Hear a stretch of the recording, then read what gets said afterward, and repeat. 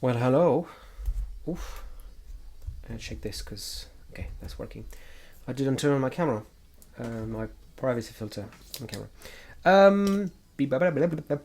Hello. We're back where we were, and actually we're not exactly back where we were because I did do a little bit of work on this. Let's summarize. There is an application for Android called IP Webcam that basically uses the cameras of the phone to turn it into an IP webcam. That streams something over HTTP using MJPEG, which basically encodes a series of frames, which each of them is a JPEG, which once decoded gives you the image that you can stream. On the other side of all of this, we have OBS that has a plugin system that allows you to create custom sources. When I say custom sources, I'm pretty sure that all the sources are created the same within OBS. So you can create a source. That source lets you have a callback for render and you can draw on it. So what I have so far is something that connects to a provided URL, assumes an MJPEG stream, decodes the frame as they come, use double buffering to be able to read and write at the same time, and then send that to OBS, into a texture for OBS, which does work. There's a few things that I changed that I think is worth going over. The first one was I have been working separately on a STB style set of utilities just for myself. And the first one that I did was HTTP. So this just has very simple things like parse the first line of HTTP request or response, as well as iterating through headers. And it's something that I had here. I had it right here actually, and I removed it in favor of that one. I also basically changed the request being sent so that now the path is actually provided, as well as the host. So that's actually taken from path, host, and port, which we looked at yesterday. Let's see what else. We can see it here. There you go. So HTTP header next just lets you iterate through. You get a state, and you get back a key length, a value length. And you've got a state, a reentrant state that you can just use to do stuff. And then you've got different things like, if there's more, it says more, so you can iterate. Otherwise, you can know whether it finished or if there wasn't not enough data, or for many other reasons. I also have things like these macros that are useful. This extends to content type. Like, it's super dumb, but it avoids having to type content-type in every application. Anyways, so that was like the side thing. The other thing I did is I looked into the OBS texture API and realized that it has a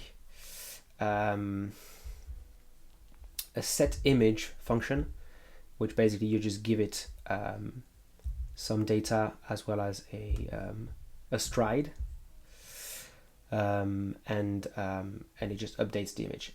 And for that to work, you need to just create it as a dynamic frame, dynamic texture. So now the way it works is when you come here and the texture is null, it will create it. If the texture's width or height is different from the frame that you're about to render, it will destroy, then recreate it with the correct sizes. And otherwise, if everything is set up and you can reuse it, it'll just call set image. So reuse the texture rather than not reusing it. I was just checking if my sound's working because I didn't test that. So that was pretty much that. I think there's maybe like another thing or two that I played with. I mean, this I would like to streamline as well. I would love to make a URI parser, but that's pretty much what we have here. Right, so there's a few things that are not ideal. I also put some defines out there. There's a few things that are not ideal in this implementation. It does work, but as I was working with it, I actually used another phone, and that phone had a VPN on, and that made so that the connecting was hanging and then would time out. And the interesting thing is that connect will block and retry a bunch of stuff under the hood. Actually, you might not retry, but it will block and we'll have an internal timeout. And the blocking made it so that I couldn't do anything else. I mean, it kind of also blocked OBS because, I mean, OBS would just work just fine. The plugin would just be blocked in that thread. But basically, if I was to just say, well, actually deactivate or remove the source, it wouldn't work because in my deactivate, I've got disconnect, and disconnect does pthread join, and pthread join was just hanging because connect is hanging. So what I would like to do is I would like to set up an epoll, or maybe select. Maybe I should look at select because you know, I've got kind of a finite list of things, so I wonder if select would be enough. And as far as I've seen, you can provide some flags to connect, or like there's a way to provide flags to maybe the address that you use to connect, unless you set something on a socket, I think. And then you can make it so that connect does not block. So I could potentially enter into, I would have a main loop, and that main loop would also have a state. And if the state is like waiting to connect, I would then be able to gracefully do these things. And I could also set up a event FD so that the main thread, OBS, when OBS says stop, it would then you know, unblock that loop, and I would just then return, and a pthread join would just work. So I kind of want to do that. Now I'm in between two minds there. Like one, I could use epoll because I know epoll fairly well and I've used it a bunch of times and I kind of know the API. Or two, I could use select because I've never used it. And as far as the reason why I used epoll before is because I read through the description of like select, poll, and epoll, and I basically saw, oh, epoll is the one that has like, you can have the most stuff, you can control a bunch of stuff. And I was like, okay, I want the thing with the most features, not the thing with the least features. And it did say the others are like easier to use, but then epoll is like super simple to use as well. So I don't know, but let's see. That's the POSIX. I wonder if there is a yeah. So you have a number of FDs, an FD set, some read, some write, some accept, and a timeout. Okay. Select can monitor only file descriptors numbers that are less than FD set size, 1024. An unreasonable low limit for many modern applications. Oh, okay. And this limitation will not change. All modern applications should still use poll and epoll, which do not suffer this limitation. Select allows the program to monitor multiple file descriptors. Waiting. So, I mean, this to me basically says kind of use epoll, right? But I want to know what's the difference between poll. Perform a similar task to select. It waits for one of a set of file descriptors to become ready to perform I/O. The unique specific epoll API perform a similar task but offers features beyond this found in epoll. So it looks like poll is syscall manuals, okay? Syscall's manual, but epoll is Linux specific API. So I don't know if that's like different. Okay, this screams to me just use epoll because you know it. So let's just do that. All right, let's get into a bit of a focus mode there. And we're going to go into the state here, and I'm going to have a int epoll fd. I will also have a epoll event, and epoll event events. That's going to be like 8. Now epoll event doesn't exist.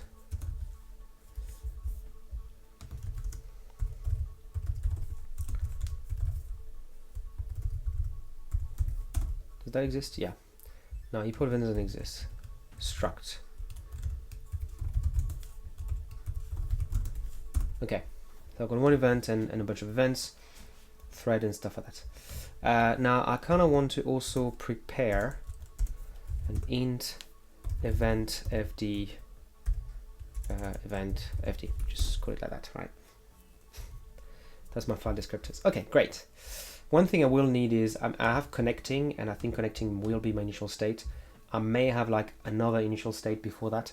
I need more states to manage all of the different states I can be in during those like asynchronous operations, so that I can figure out what to do when I interrupt it. Like if, for example, you're trying to activate while it was already connecting, I will know to clear those specific file descriptors that I've opened at the right time. So now the one thing I'm not sure about is I want to epoll a connect.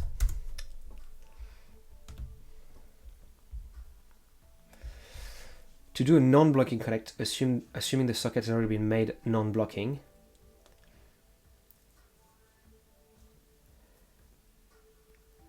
okay. So if it's less than 0 and it's not in progress, then you should fail. If it's 0, it's succeeded immediately. If it's something else, it's in progress. Okay, that makes sense. For the second case, where connect failed with in progress, and only for this case, you have to wait for the socket to be writable, e.g. for epoll specifically, for epoll specify that you're waiting for epoll out on this socket, okay? Once you get notified that it's writable, with epoll also expect to get an epoll error or epoll hop event, check the result of the connection attempt.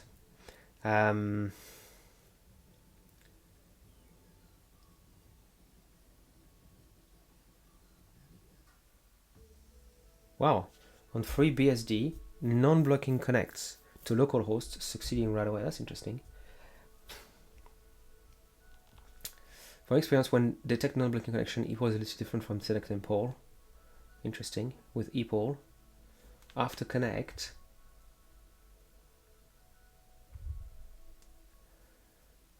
after connecting, check the written code. If the connection cannot be completed immediately, then register epoll event with epoll.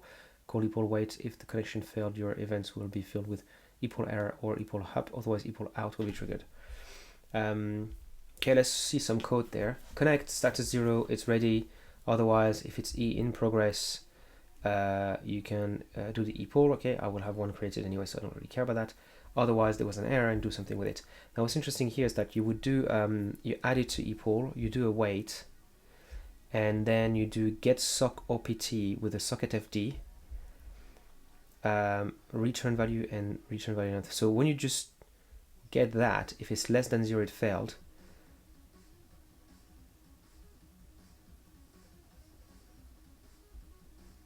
What's connect did not go through? That doesn't really.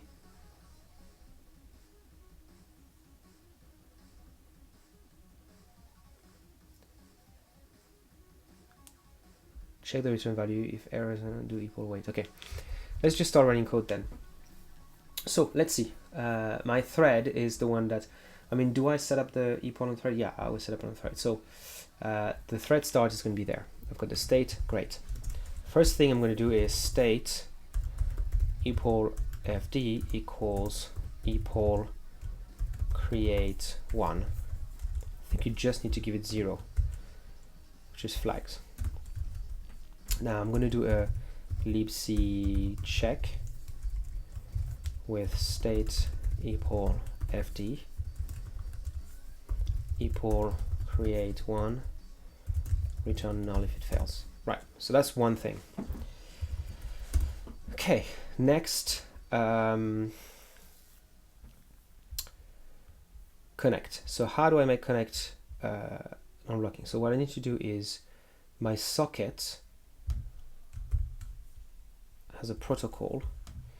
I think I need to use set sock opt non-block. I think I need to do something like that. O non-block. There you go. So set. There's also reuse ADDR. Don't know what these values are. I guess this is just setting the value, and this is the size, maybe. There's really weird syntax here. So let's see. set sock opt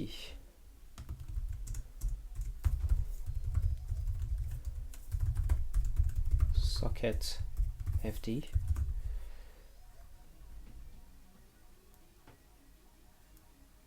Oh, fcntl flags.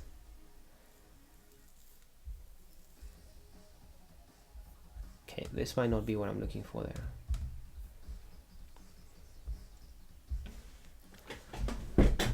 Because that looks... Well, this is taking ages to load. Check my bitrate quickly. Okay, not bad.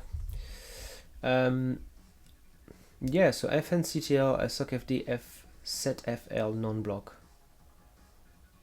It's possible to do non-blocking on sockets by setting the non-block flag on the socket file descriptor using fcntl. Then operation that would block will usually return E again. Operation should be tried later. Connect will return E in progress error. Wait. Then all operations that would block will usually return E again. Connect will return E in progress error. The user can then wait for various events via poll or select. Okay, that's fine. So I just need fcntl instead. fcntl. Now fcntl,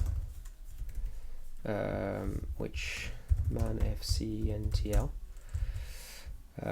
this POSIX again, I don't know the difference. This is where I'm like, I don't have my league there.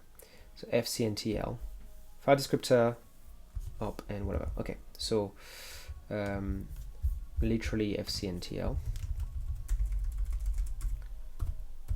So I've been on this for like quite a few streams now before I even went on a bit of a break, and I'm still working on it. I usually like to do, sometimes I like to do little, can it be done and it's finished. I'm in the mood to do something that I want to do this phase of the project. Like, it's not, I'm going to type a bunch of stuff, I'm not going to worry about my buffer sizes and everything. I'm going to try to do it properly this time. Because I want to practice doing things properly sometimes. fsetfl, which might not work because I'm literally learning this thing as I go, which is not necessarily the best idea there. Flags or non-block. Okay, so I'm just gonna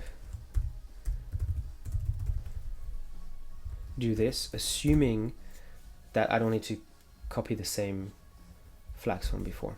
Now, does this return something? Yes. But what would it return?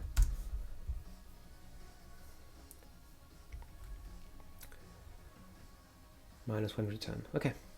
So I can just do the same thing. libc check.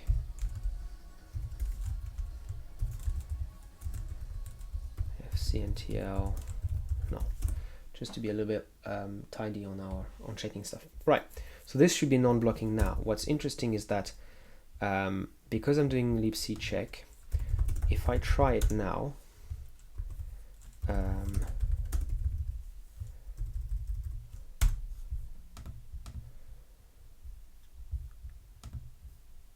I should get something interesting. So now I need to type those.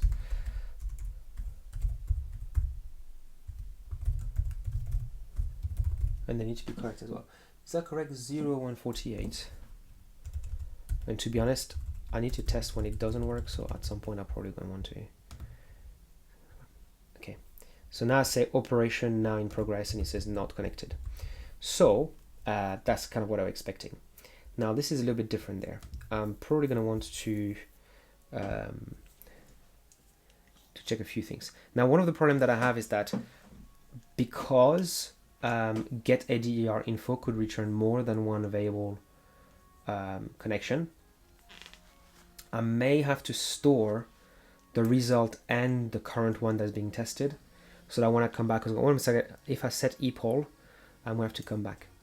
So that's a little bit difficult there.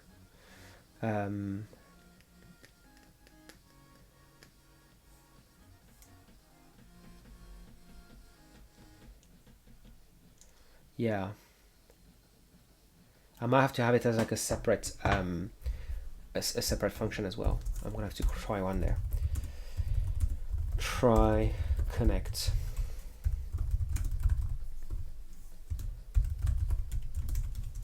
Right, and I guess what I'm going to do then is have a this one, or these two actually. Might as well just delete them from here. And around the connection stuff, I'm going to put it right here, and this is going to be ADDR info, and this one is going to be current ADDR info, right? Okay. So now that's fine, and this is actually state ADDR info. Right, great. Now this is where there's disconnected and it was found and everything loop gets a little bit more tricky, because basically what I need to do is try connect with the state, and I need to do one of those. There you go, and put it here. Now what this is, it needs to be different. So state current ADDR info and state current DDR info, right? And the thing is, I can't do this like minus, I mean, I could just say if it's less than, then what I need to do is if, but I need the return value. So for that, what I need is a int equals, slap that there, and then do a if res. Got to put res here, right? So that's a bit better, right? Because I can do this and play with it. And now I can say actually, so if it's less than 0, I can say if res is in again, e again, but it used to be e again. That's the idea, right? There was this there was a much better this one. I think it was this excerpt from socket, right? Usually it says e again, but connect will say e in progress. So if it's e in progress, then like to do setup epoll and wait, right? And go into like the loop. And then the only thing is if it's I guess connect would just say, I don't know if I should go into POSIX or this. I think this is probably better. Connect return 0 on success, on error -1. So it's just 0 -1. So realistically, that's -1, that's 0. So that means success, which this will return true. And realistically, I don't need the else, because this will do the rest. So p error return false. So actually I need something that's like, I need one which is you need to wait. I need one which says no, I just need one that says like it worked or it didn't, right? So it's connected or it's not connected. And I could actually change the state here to basically say state connected at this point. But that's where I already have a thing that's changed the state to connected, but after it wrote the request. So what I need instead is connecting connected request sent, right? So now I can change the one that says connected to request sent, just for now. And then I can come back here, try connect. And realistically, like when you successfully connect, yeah, I'll need to do a bunch of stuff, so I might put that into a function as well. So for now, I'll just leave it like that.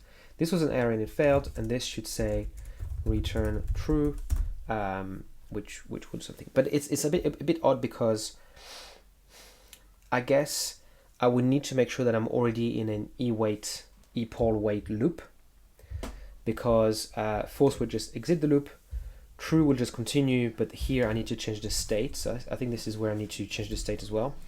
And then true without the state being changed will just wait for it. So I think that's fair enough. But what I can do here is state event, and I kind of want maybe to reset it. And if I'm going to reset it, I might as well not have one.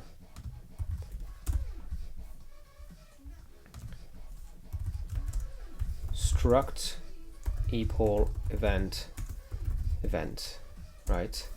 Event dot events equals epoll out. So I think that's the one where you need to use epoll out, epoll connect.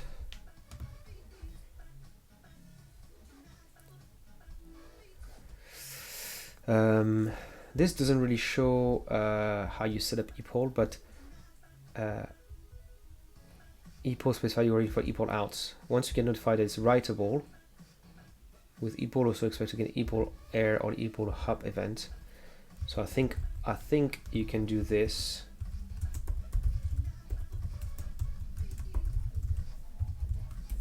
Right. Event.data.fd is going to be, now that's the problem, is that I can't really put the connection, but I can put the socket fd. So state socket fd, and depending on the state of my state, like if it's connecting and I'm getting socket fd, then I'm not going to assume that I'm trying to read from it. I'm just going to do something else. I actually wonder how you flush the data from this. I don't know. So yeah, I think that's all you need to do when you create those events. And then epoll ctl, state epoll fd, epoll ctl add, yep, followed by event. There's another thing in there. Epoll ctl. Okay. A file descriptor and event. Of course, I need a file descriptor. State socket fd. Okay.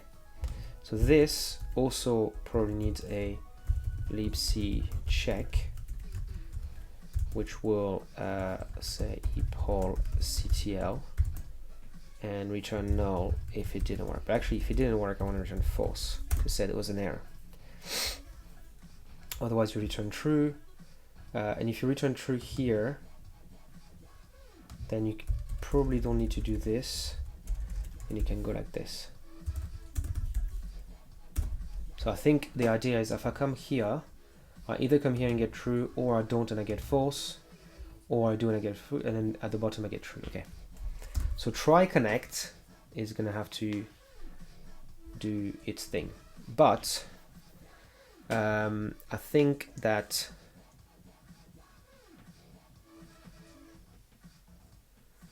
there's this weird thing where you might need to come in and out quite often. So I'll have to see what I can do with that. Because I guess when it didn't work, there's the p error connect, right? And what I should probably do here is find a way to say it failed, you should try again.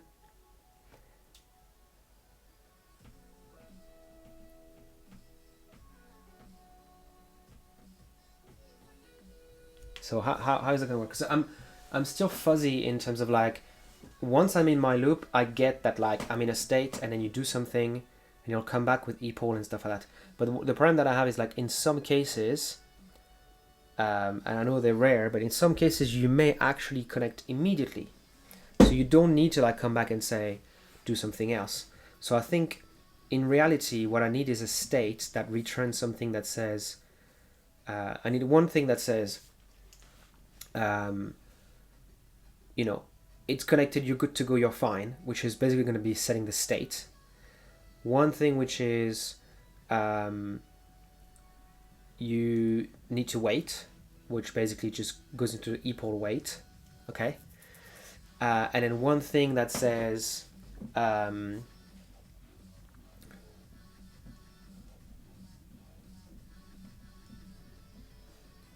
thing that says something went wrong and you should exit, right? The problem that I have is that to even start the epoll wait, I need to make sure that there's something added to the epoll. And the only way that it's added is if I come here, right?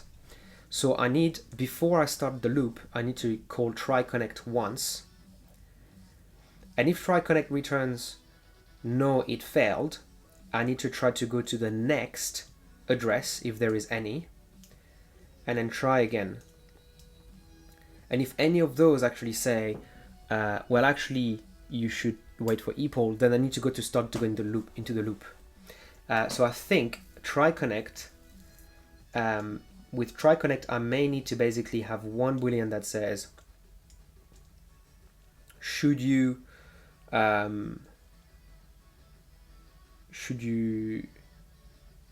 continue? But it doesn't matter because I'm in the loop already. So by using the state, I can do that. Yeah, I think that's the idea.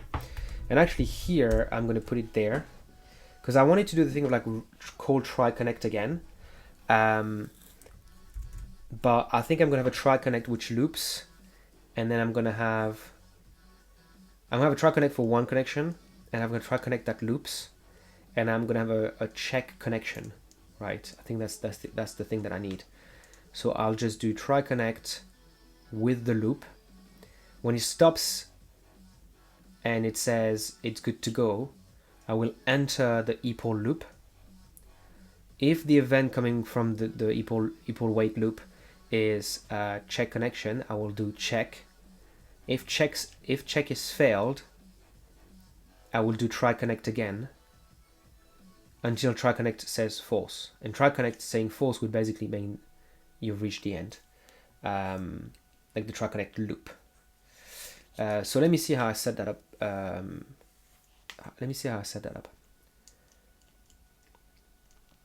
It also means that I don't need a try connect that is individual. So I think that what I need to do is a while state current ADDR info is not null. Do this, right?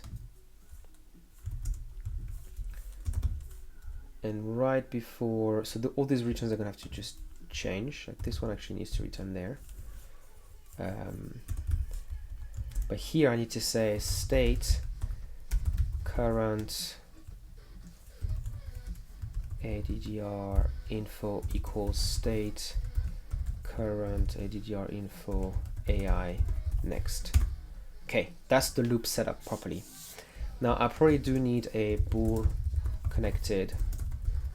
So it feels really similar to what I had before, but that's just the idea. So now if I leave this, I'm going to return connected. So if it returns true in there, it means I'm connected or that I should continue, right? But actually, I don't even know if that means anything there. So I'll just walk through that and see what that means. So I should try to do connect. If connect says in progress, I should set up epoll and return to say, please continue.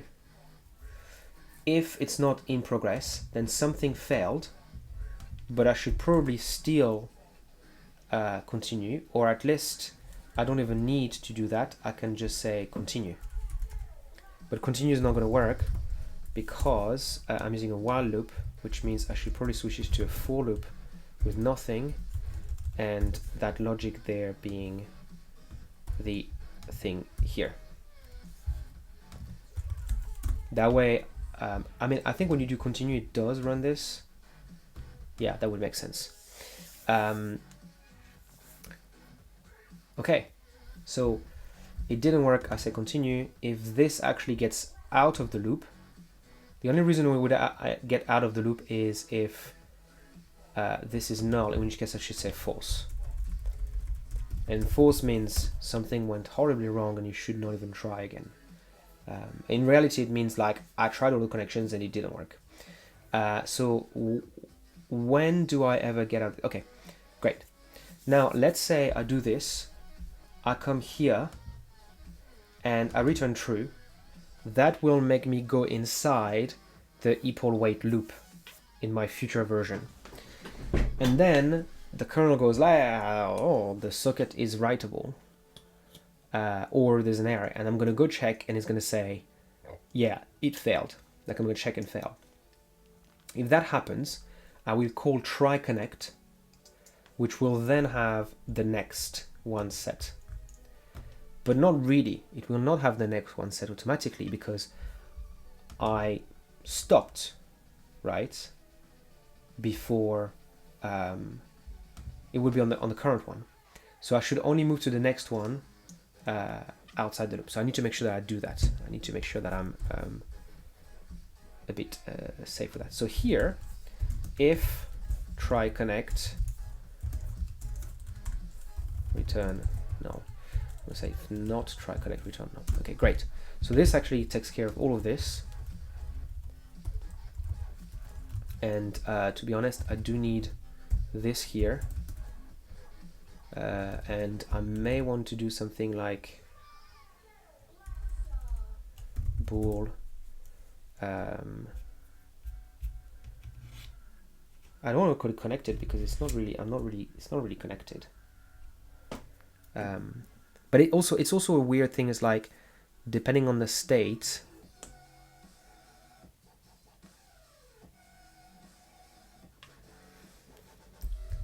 Because like, what am I going to do? What am I going to do when I'm here, right? I'm going to have to check the state and have a thing that sends the request when I'm connected. But it is possible for me to just be connected right away. If I'm connected right away, I do want to send a request. I don't want to go to like an epoll thing. I mean, I could actually have a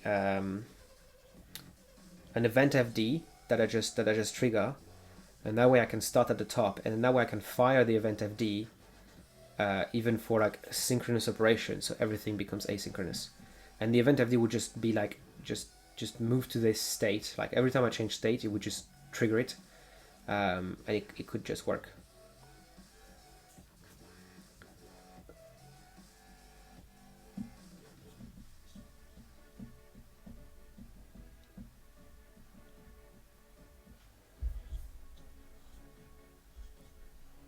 I guess this whole state thing is like this whole area there is so very specific to read. So this is like, you don't need to do anything, it's just you're always doing read. But everything before that is a bit different. So I think I may want to do that differently. So let me see. What if I, right here, I said while true, just to start with, in32t number of file descriptors equals epoll wait with state epoll fd followed by state events and 8 with a timeout -1.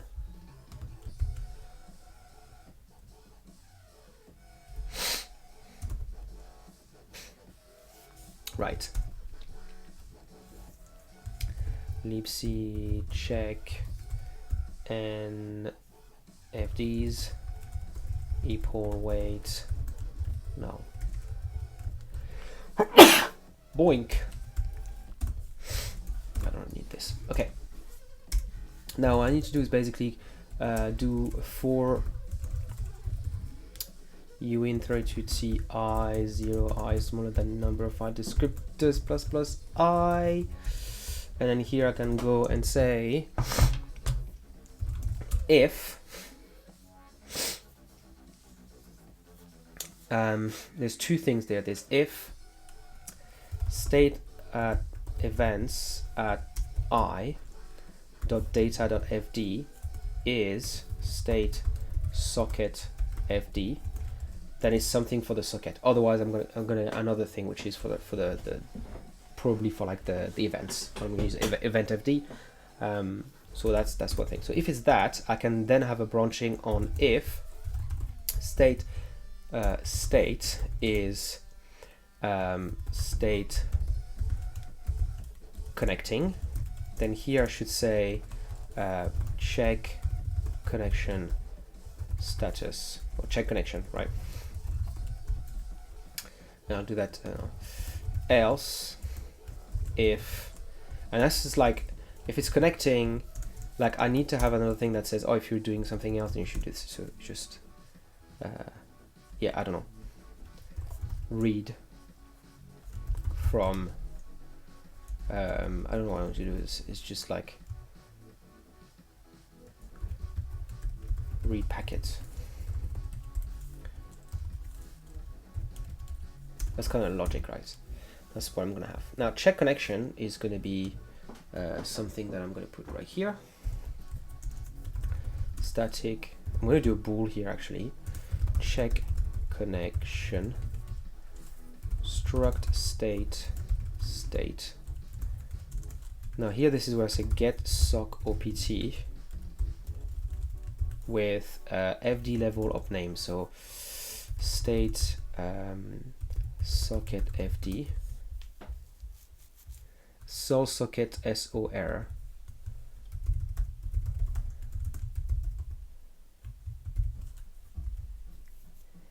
and result length. Now result is a int32t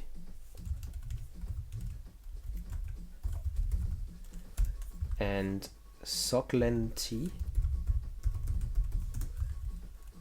result len size of result. Okay, that's a bit dumb, but that's just how it works. Now get sock opt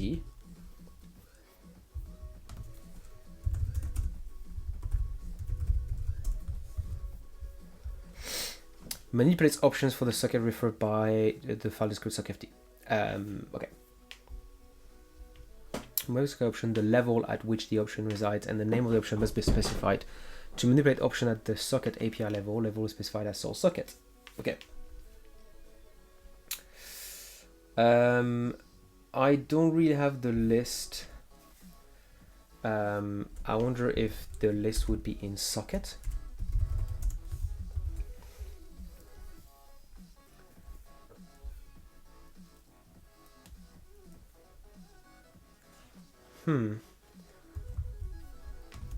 Get sock opt error. Get sock opt check status. It's Minecraft. It's kind of annoying because everything's going to be about Minecraft here.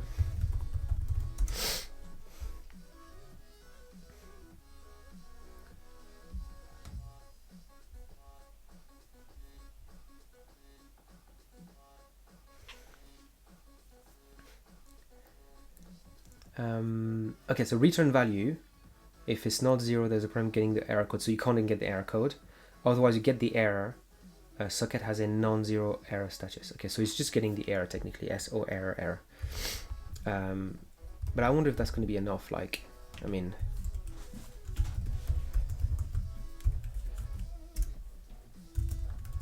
get sock opt. So I'm going to take care of this one for now. False means something went wrong. True means continue. So check connection is this. Now the idea is that if there was an error, I want to move to the next and then call try connect. So let's just start with that. If result is not 0, I want to do this.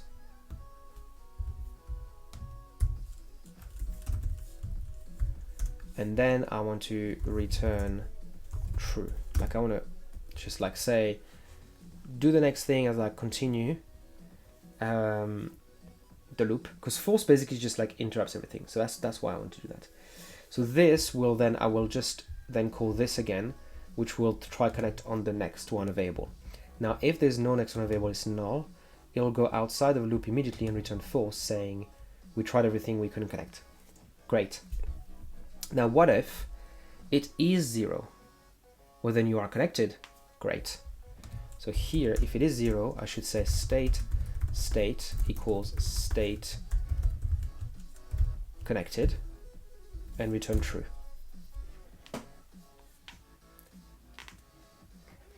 Now, I imagine that what's possible is that one of the results is E in progress. And for that, I do want to do... well, the thing is, it's just not going to do anything. Okay, I'm going to leave it like that. Okay, so that's check connection. And what I want to do with check connection is to say, if check connection, you just continue.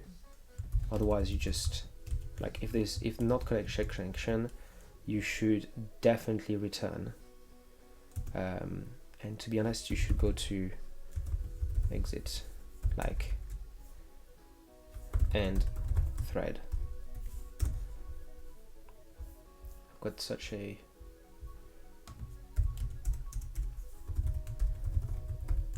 let's put it right there. That way, because this is going to move to a function anyway, so it's just going to keep it simple for here. Now, this is kind of like what's going on in here.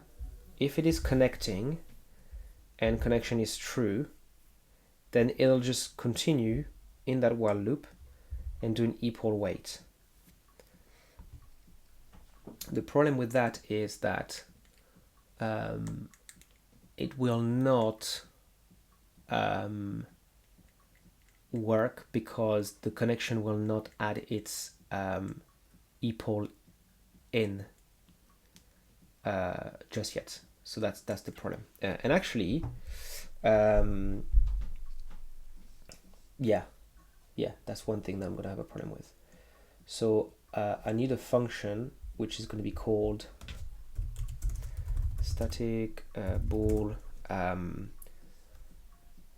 setup connection, right? And what this is going to do is this, and then we'll call setup connection right here.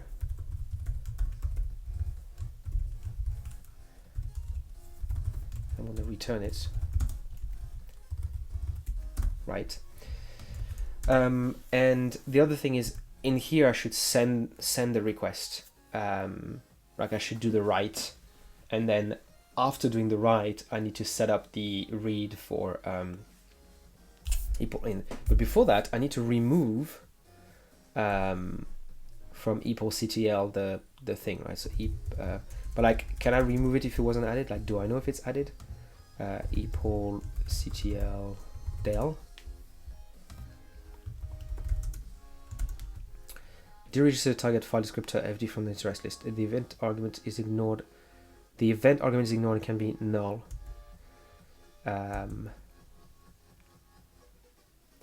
Enoent op was epoll or CTL and fd is not registered with this epoll instance. So I could ignore enoent. That would just work. So epoll.ctl state epoll fd state socket fd, the event can be null for this instance. And what I need here is epoll.ctl del, except that the operation is second. Okay, great. Now I can say int32t res, and if res is smaller than 0 and res is not enoent, then I want to do p error epoll.ctl followed by return false. So like something went wrong doing this. Here I need to say send request.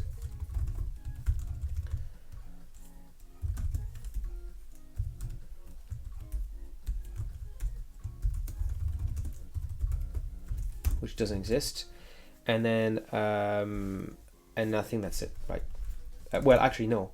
I need to do a libc check with epoll ctl state epoll fd epoll ctl add state socket fd followed by event. Libc check and struct epoll event, and I should probably just do this just to be safe. Event.events is going to be epoll in, so this time I only want the in stuff. Event.data.fd is going to be state socket fd. Libc check does need this epoll ctl followed by false if it fails. Okay, send request doesn't exist. Static bool send request struct state. When stuff gets like asynchronous like that, it gets a bit tricky. It gets tricky in that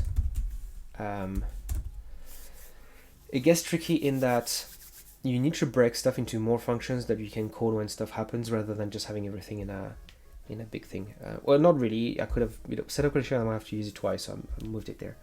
But that's where there you go. So this is my this is what I need here for just send request, right? And this should return 0. Return the merchant or -1. So here I can do a libc check again and add write followed by false if it fails, and here I can return true. So I just have a request there that I send, and then I say request sent. Now when request sent is the status, so anything that's beyond request sent, I want to do something with reading, right? So read packet is going to be correct. So let me think. So check connection goes to the end of the thread, right? But what if check connection set true? I don't really want to go back to epoll wait, because I may just be sending. I mean, is it really? It's not really a problem, right? What does check connection do? That's the thing. I need to do setup connection, which will do the send request. So there you go. And then here I can do if not setup connection state, go to end thread. Right. So that's actually not too bad. So if something went wrong checking the connection, you go there. But I mean, this is a problem there, because I don't want to do setup connection if I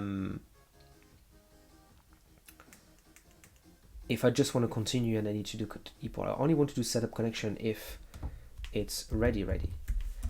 So that needs to happen within. Oh, it's here. So I've got it here. So okay, it's fine. So when I check, if it's good to go, I do setup connection. Otherwise, I just say true, but I just continue. So that's fine. So that should loop back, deal with the other event, sure. But then I'm going to come back here, and this time I should be in a much better state. At what point I would have sent a request, and anything else than connecting is ready to read a packet. Now, read packet is going to have to be a bit of a beast. Static. I'm going to do a bool as well. Read packet struct state. Should be fairly simple in terms of, that's literally what I need. I need this whole thing.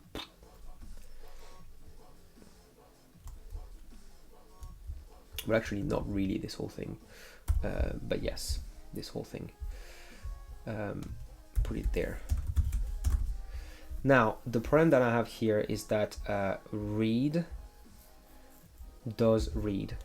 So well, actually it's not a problem, because if I finish this, then I don't have a problem. Return true. So do I have a while loop here? Yeah. So this actually should just become a normal one. And all of my break will become return false.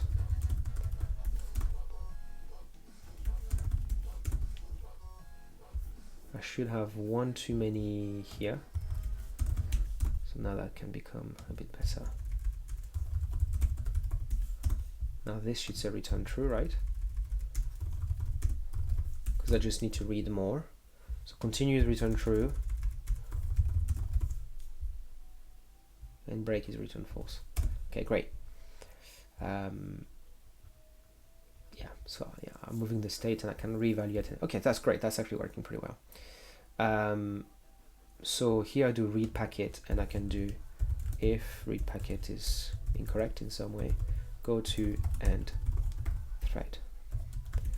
Last change is going to be state active. While it's active, you do this. Okay.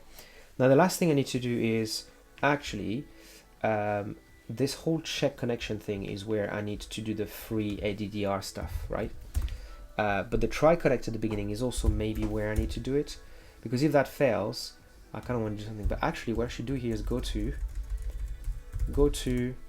end thread, where I will clean up stuff.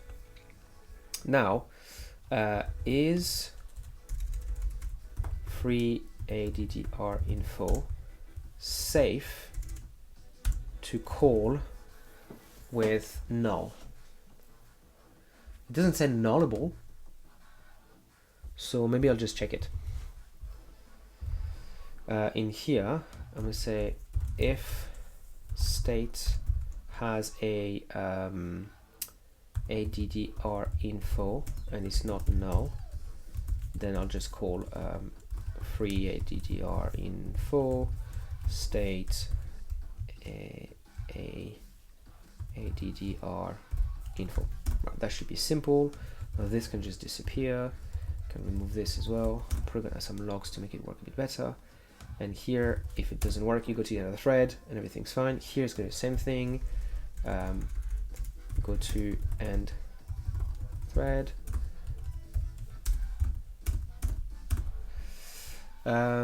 This feels a lot like the problem I'm going to have is I'm going to have some libc check there that's not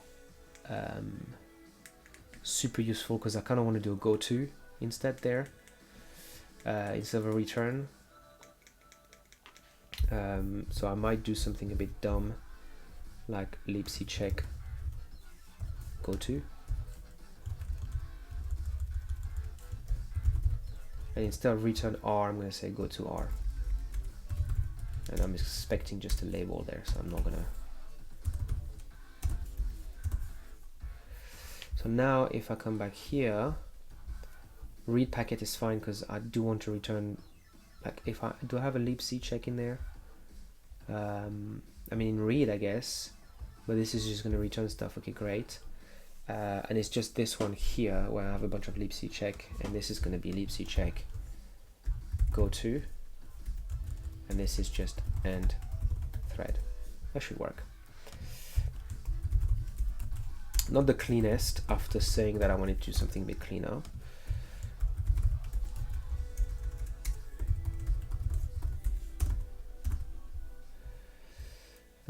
Go to end thread, and this. Okay, let's just think about it again.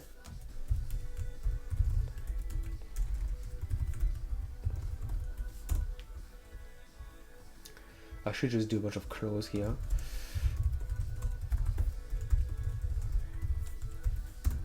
Why not? Right, so let's look at this logic again. My thread will start. When my thread starts, I will create an epoll fd, and I will create a socket. I will make the socket non-blocking. I will then try to resolve the address that I have with the given host and port, right? Once I have those, I should be able to try them, right? And what I'm going to do is I'm going to say try connect. Now, if try connect is successful, it will immediately... Where did I put try connect? Oh, that's the read here. If try connect is immediately successful, that's where I have a problem there. I don't have that thing. If it's less than 0, then you got a problem. Otherwise, you land here, in which case you should do setup connection.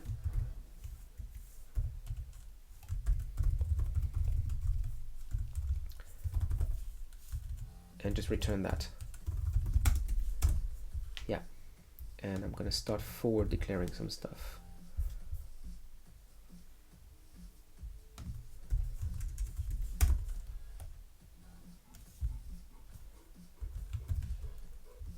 After my structs.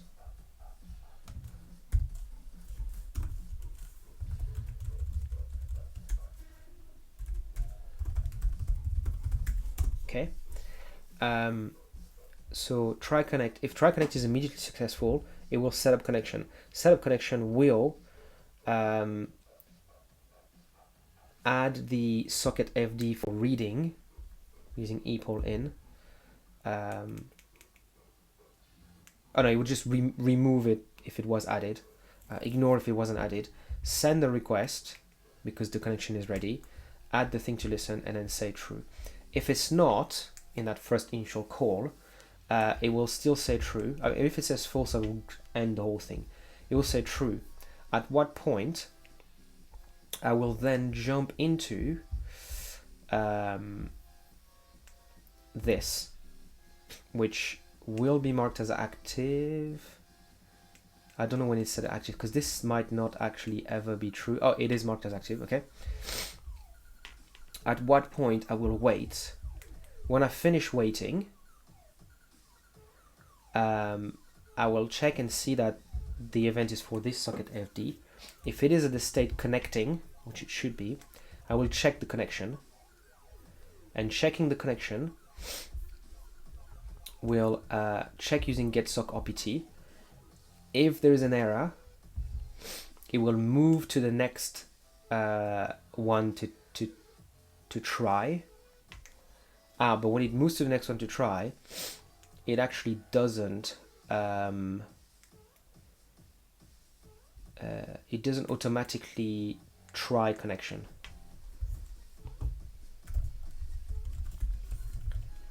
So I should do try connect here, because if there's an error, right? And to be honest, I should also do p-error connect in here. That's not going to work. Printf failed to connect. Press an S.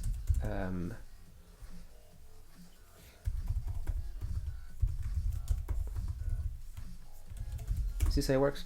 Yeah. And actually, not error, no, obviously result, which I will rename to error, because it is legitimately an error that I'm checking. Okay. Now, if it's not 0, then there was an error, failed to connect. Move to the next address to try, and you try connect. Now, try connect will immediately return false if it didn't find anything. But if there was another one, it'll try that again, in which case it will either immediately fail and try the next one, fail but say it's in progress and just return true, which will continue the loop, or immediately succeed and set up the connection.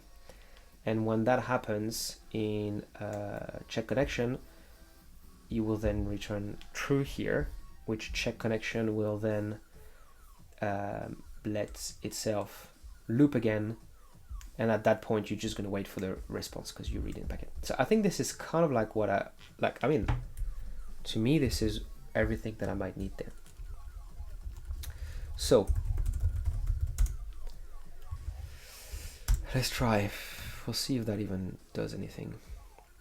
I'm probably going to need to add so many logs in there. Like I think I need to add tons.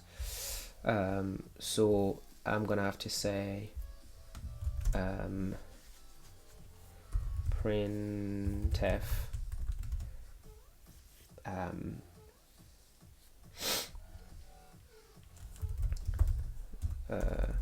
yeah, socket event. I'm gonna start with that, and even before that I'm gonna go in try connect. Actually, I realized that I don't even need this.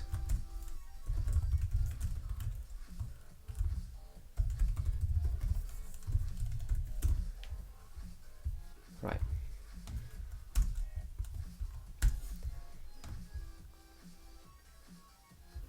So I got try connect. Right. So it seems to me like it very likely set up the epoll. Printf epoll setup. Okay.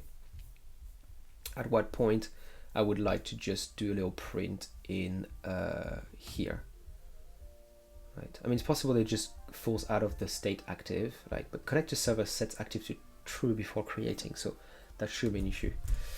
Printf epoll wait, and then I mean, I should have a log here, unless my file descriptor is not set properly, which is the next thing I'll check if that's not clear.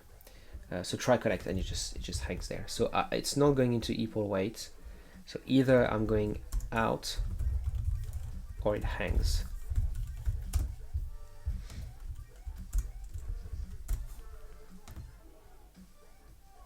I'm going out. So why would I get false in try connect? Why would try connect return false?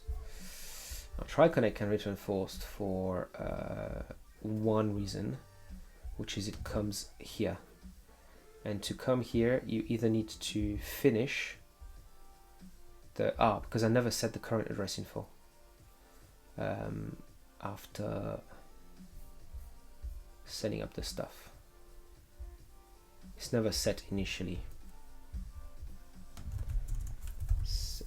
State current addr info equals state addr info. Right. Let's try that. All right, so I'm getting connect operation 9 progress. Hopefully I just provided the right values. Yes. So operation in progress. Now that is correct in that try connect will do a p error.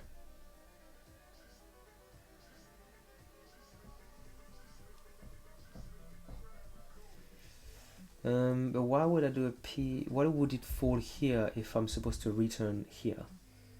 So what if it's not e in progress?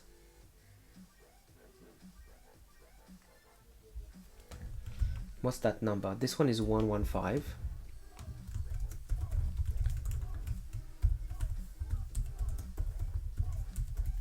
Let's try that.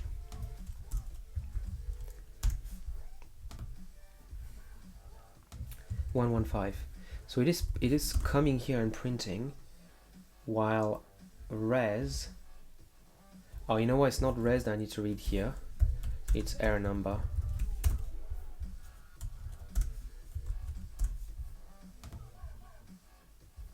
Right, I'm getting socket event epoll wait, socket event epoll wait. Okay,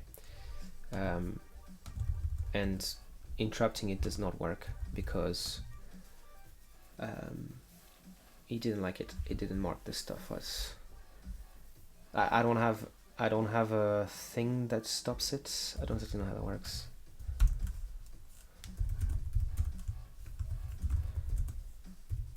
I need to make sure I kill the right OBS. This is the one.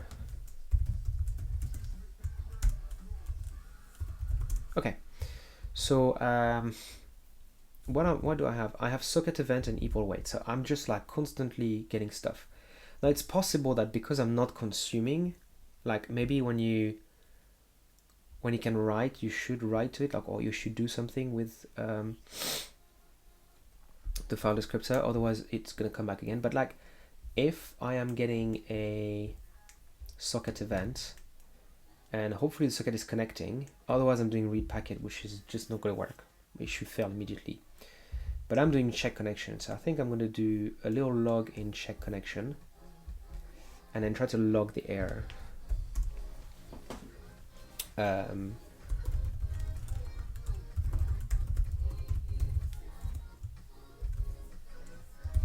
Press an S, str error, error, right?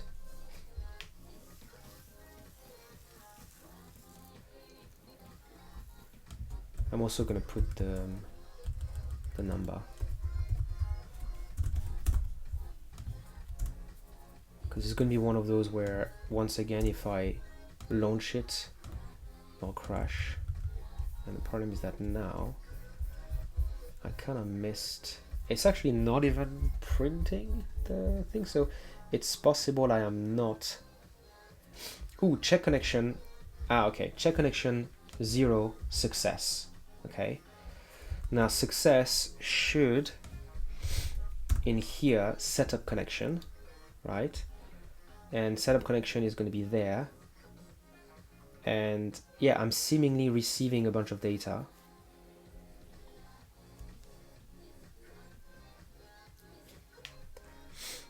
I'm sending the request, and I've got an epoll CTL.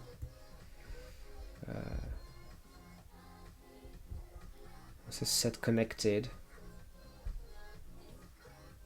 send request, request sent. So I think I need to wait for request sent.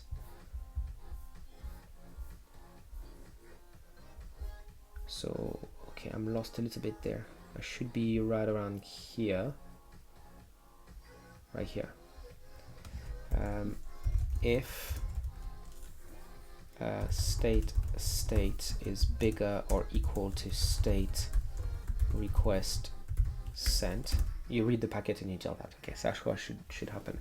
I'm gonna remove this and this because it's a bit too noisy.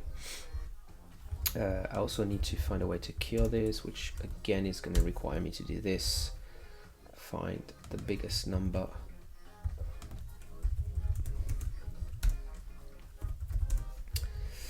Right, so I think that it's either still in connecting by some sort of mistake, or whatever. But let's just jump into read packet and see where we're at. The other thing is that this buffer, I might want to have that as a global thing.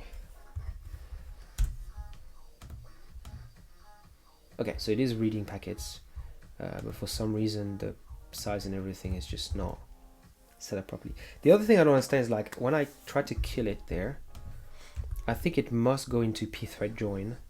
Like, let me add logs for that because it's quite annoying. I want to fix that first. Because it is just really hard and annoying to have to do this every time I test one thing.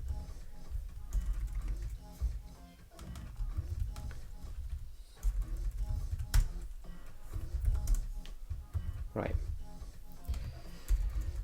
So, okay, so I'm reading packets and it's going in and, oh, that's a problem because I'm doing state connected, and actually it's, it should be state, request sent, otherwise it never moves to waiting boundary. Okay, should I try again once before I just kill it? There we go. Okay, now there's some messy stuff going on there, but it's kind of there, but like I do need to sort it out. And it kind of worked this time. It's weird because like when I kill it, it just calls thread start without activate. So it's a little bit odd. And then this is where it just hangs, obviously.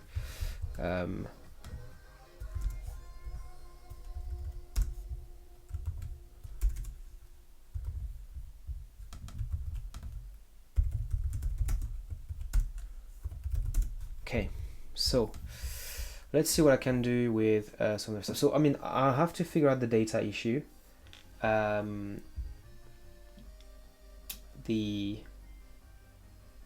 Yeah, that thing is really odd.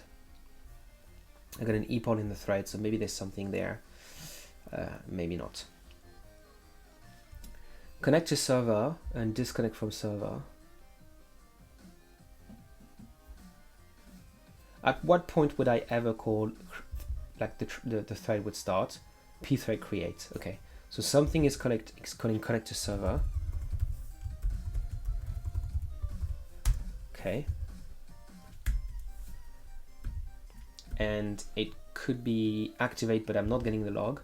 So it could be reload data, which is very likely that when I tell it to stop, it would do something there. So and it was active at the time, so it's possible that I'm getting a reload data right before a deactivate, or at least destroy. I think. So let me just print destroy. Actually, there's two: there's save and load. So save is quite likely the one that's happening. Deactivate and destroy. So disconnect from server and free. Disconnect from server is going to pthread join. So I'm going to put here print log info destroy. And I do want to have one for I have one for activate already. I'm going to add one for both this and this. This one is going to be save, and this one is going to be load. Right. Okay, so while I'm here, what I'm going to do is very quickly in the thread start, right before the socket, I will create a state event fd equals event fd create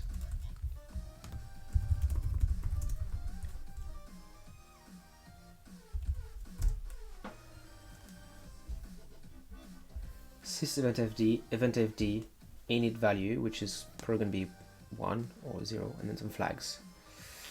Okay, so I just need sys event fd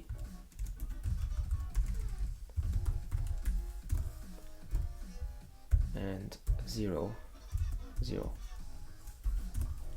I think you may want to start with 1, because I think if you put it to 0, yeah, I'm just going to set to 1. I don't really care. Oh, I had event fd already set up. That's great. Now I can do libc check go to state event fd and thread. Super simple. Libc check go to epoll ctl and thread with epoll ctl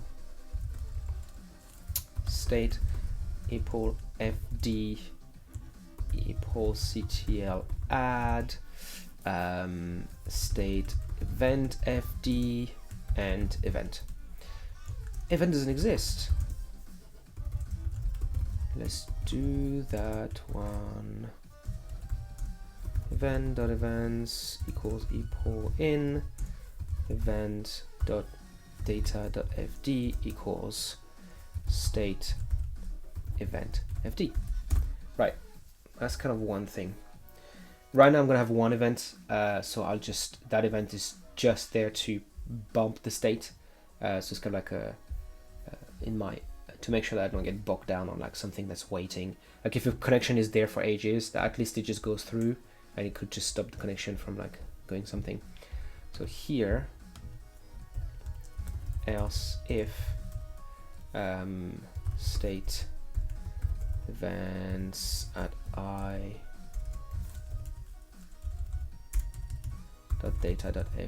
equals event fd do something. Now this makes me want to do this.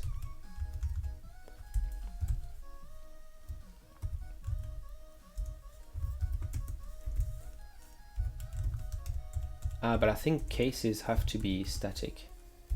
Never mind. Okay. So if it's event ID, I just want to like bump it up and just do nothing, right? Because event FD is just a question of like, it'll just come back there, and an active is going to be set to false potentially. So before bumping event FD, I just need to do something, right? So disconnect should set it to false, then it should trigger the event FD. So this is where I need to like event FD write or something like that, right? Event FD, can you just do a write to event FD? Wait, no, if I'm using use of application, an unsigned 64-bit integer counter. The counter is initialized with the value specified in init val. As its return value, event FD returns the new file descriptor. The following value may be bitwise or the flags. So clock exec non-block semaphore sure. Write a write called add the 8-byte integer value supplied with buffers. Okay, so I just need to do that. Write state epoll fd. No. Event fd 1. Because I think if I adds the 8-byte integer value supplied in its buffer to the counter, the maximum value that may be stored in the counter is the largest unsigned blah, blah, blah. If the addition would cause the counter's value to exceed the maximum, then the write either blocks until a read is performed or fails. A write fails with the error e in val if the size of the supplied buffer is less than a byte. I wonder if it ever gets, I mean, I guess when you read it, it gets reset to 0, right? Each successful read returns a byte. Read fails, the value returned is in host byte order.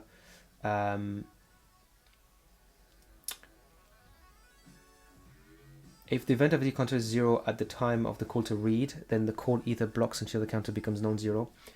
Yes. If was not specified, and the event of the counter has a non-zero value, then the read returns 8 byte containing that value, and the counter's value is set to 0. Okay, so that's what it is. The only thing is, I need to make sure that I'm sorry.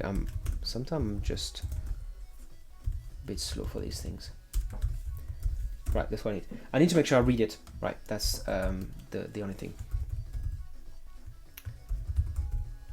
I mean, libc check is useless. Like I'm writing, I'm closing, I'm joining. We'll see. I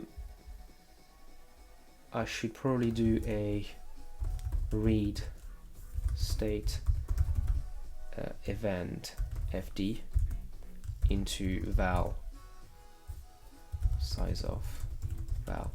It's a bit dumb, but I'll just 54. That's been just interesting computer.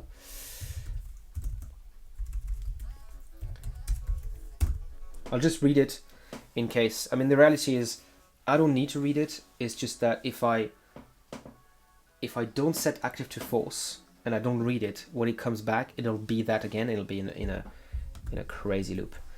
So this should actually make me let me do stuff. And disconnect is going to be there, and I've got some logs in.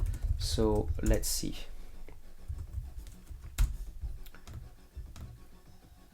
Right, I've got some weird stuff going on, and I stop it and it works. So I think it's literally that. Like, there must have been, what I found really odd is that my read loop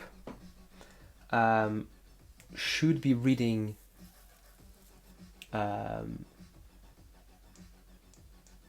yeah, it is reading. Okay, let me just formulate what I want to say. My socket file descriptor has something that needs to be read. I read from it and it goes back to the beginning of the loop. At what point state is not active anymore because the other thread set it to non-active, and it just does something. That's the only thing, because it is looping, and even if I leave something in the socket and I don't read it all and I just say, oh, and I don't even do that, I just read something in the buffer in the socket, then it should not block that way. But at least with this, I know that I've kind of really stopped it. So let's run it again, and let's have a look at this mess, which at the top there is kind of what I need, and then it just goes a bit chaotic. Like, my hand is actually there. Like, I can change the color, and this chaos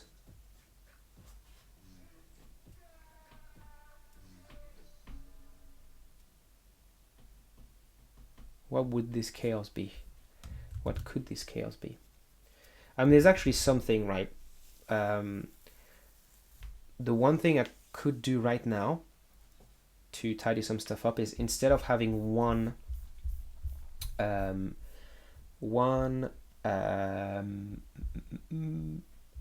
texture, right, and writing to it from the frame, I could have one frame and two textures, and automatically writing to the pending texture, and then when it's time to commit them, swap them, instead of having those. So I'm going to do that. I don't know if this is the issue that I have, but we'll see. I have one frame, and I'm going to have two textures.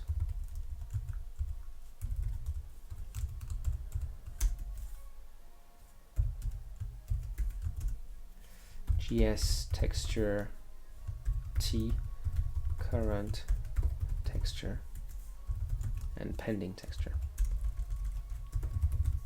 Right, so that's going to give me a bunch of errors, which makes sense. Get with simply is frame.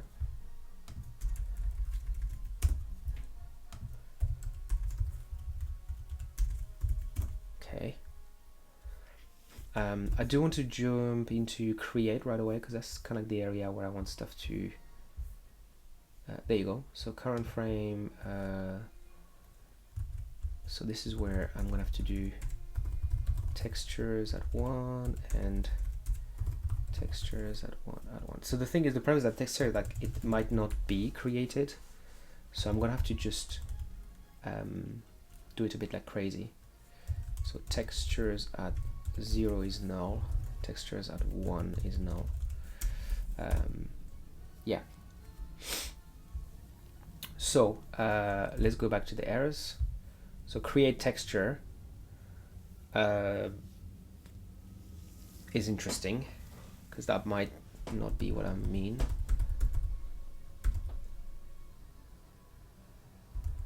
Right, I'm going to start here. Right, so free the frames data. Super dumb. I can only have one now, so I don't need to worry about that. And then just set the data. There's no pending frame. There's just one frame.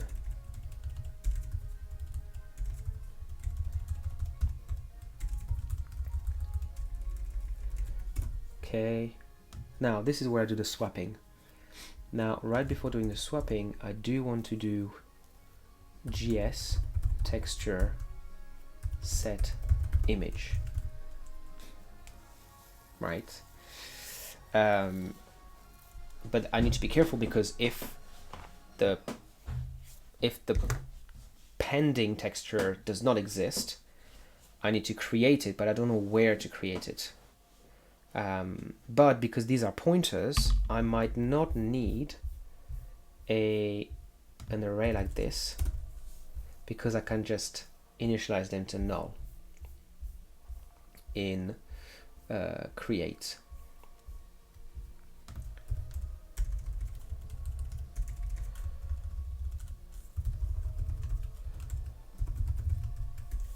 Okay, now let's go back to some errors from before.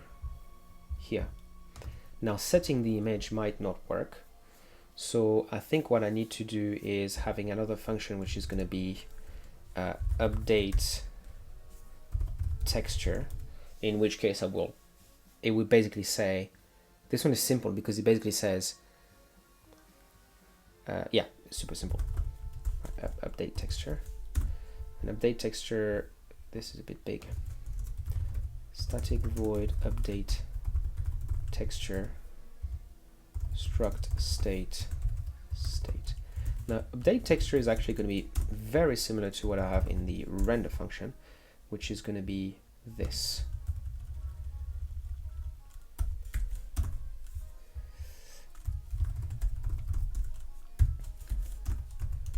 Now if pending texture, because that's the one that you're writing to, so as the pending one, then you want to create the texture, right? And in reality, the one you create is always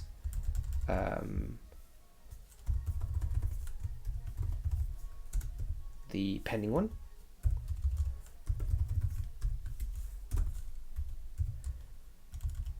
And this is going to be annoying because I don't really have the right thing there, so I'm just gonna add it as a for declaration. Everything's broken right now.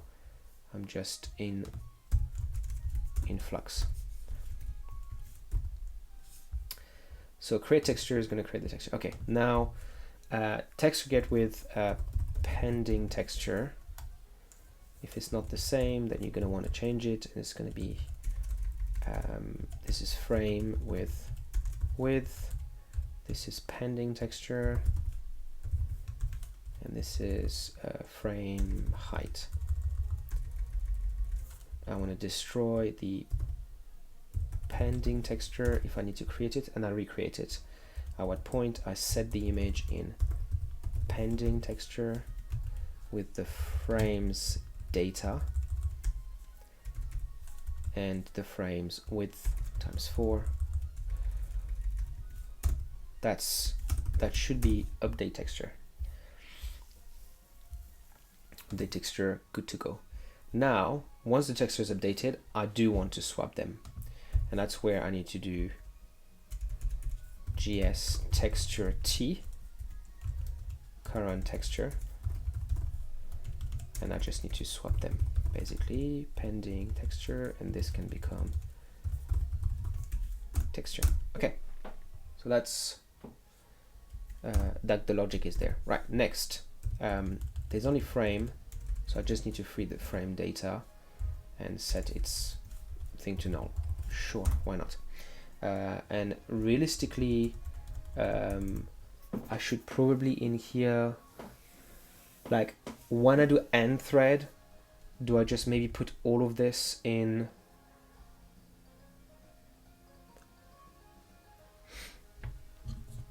destroy? I mean, this is gonna be joined, so yeah, I'm just gonna destroy state pending texture and current texture. Hopefully it's fine with null values, otherwise I'll just have to do the check. Okay, next. Now create texture doesn't like this, which is fine. I just left it there because I wanted the autocomplete and syntax highlighting to be kind of fixed before I do this. Right, so this is here. Render, this one is different.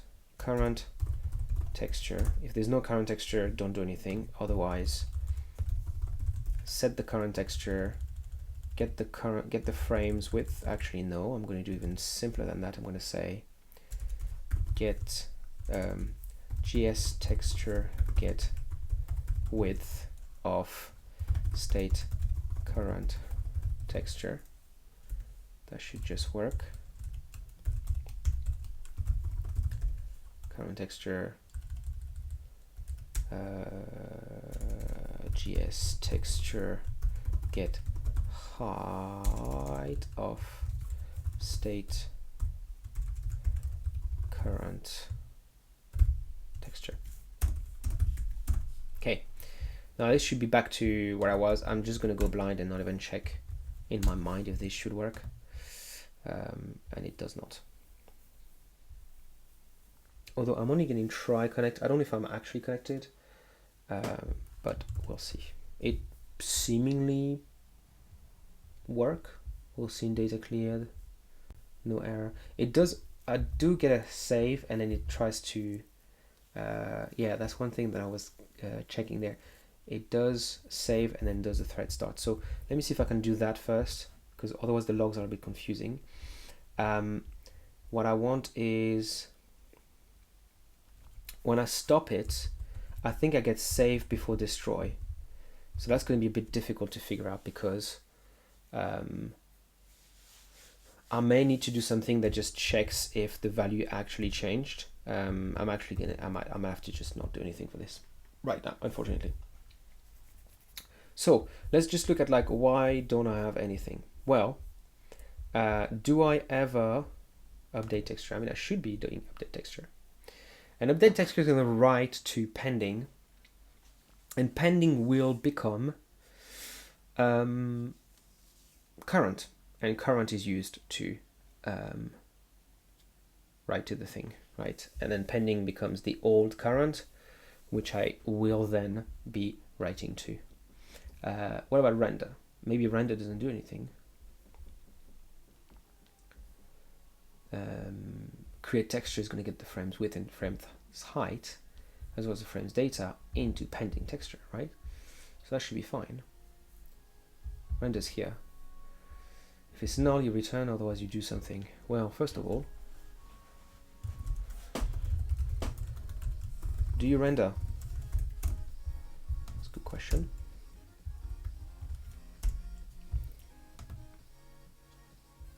You don't. So are you saying that current texture is always null? You are. But am I always setting it to null? So current texture is going to be null. Okay. Now current texture becomes pending texture, which is created inside here. And then finally pending texture becomes null, because I stored it as null. So that shouldn't be an issue. Update texture.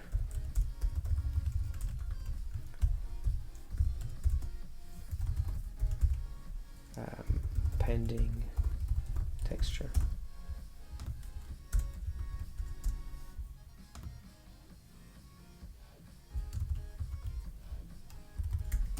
Update texture. I mean, it's weird because, like, if pending texture is null, I should do create texture.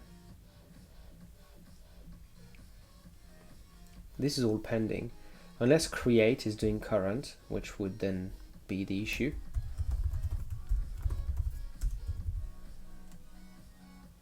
No, it is pending. State pending texture equals GS texture create.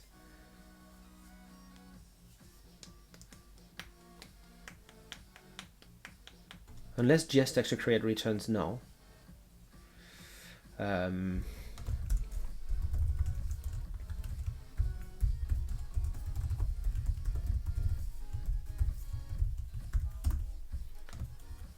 is also possible. So this is like create, and it just so it looks like GS texture create returns null. So could it be the width and height? That might be 0 at the time.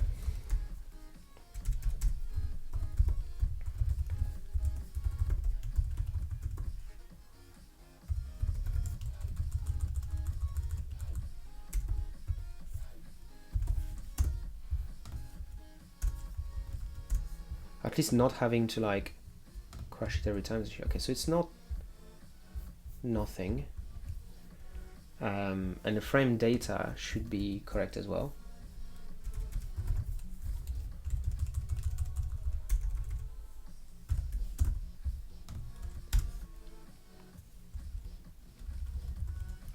In theory, I should be getting an FFFFF.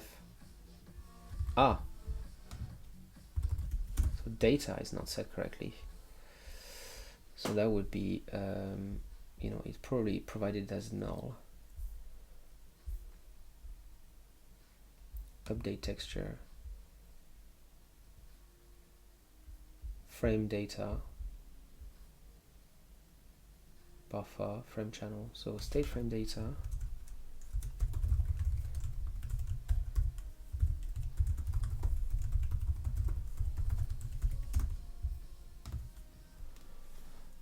I free it, then I write to it. So there is something.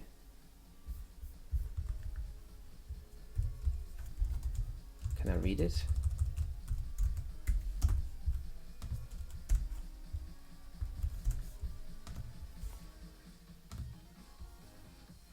Okay, then I sec fault. Okay. So there is some data, but it's odd that I'm getting these numbers because I should be getting a beta F.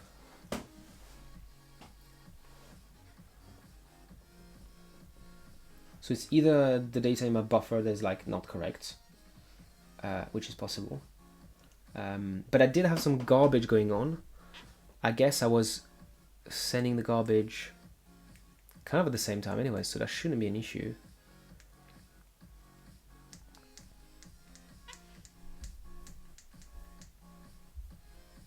It was calling create a lot. I couldn't create it because when you create and it's null, it doesn't do the right thing. Pen texture, frame data, frame width. Oh, I'm so dumb. Obviously, the data from that is going to change because it's just a color. I'm reading a color. But why did I get a sec fault on that color is the question.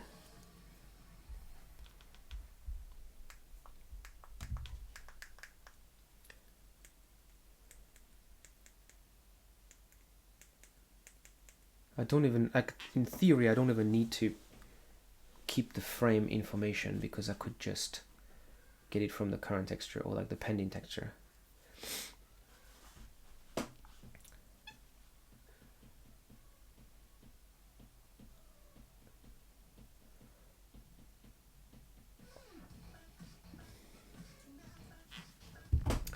In what instance does GS texture create return null?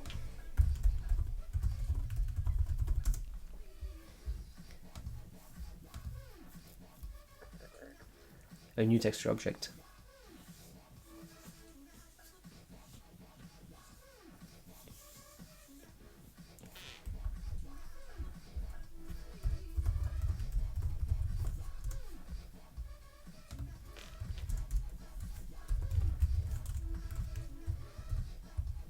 Isn't that just weird that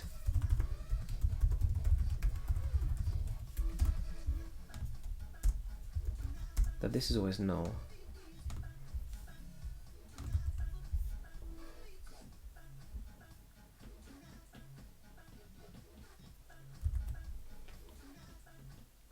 I just did it right.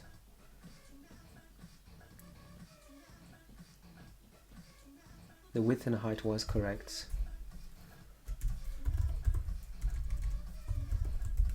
It was really that frame data that had an issue when I hexed that.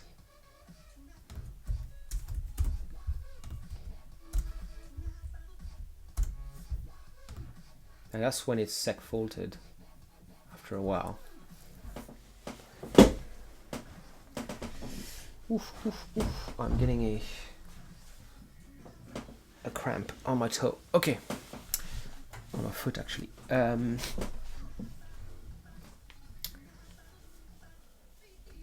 thing is, even before a sec fault, these are the frames I'm getting and they're not being displayed. So even if like, oh, data is actually null and you can't do anything with that, then it's just not creating the texture. GS texture create may need to happen on the main thread. That would be a very unfortunate thing because I moved everything across.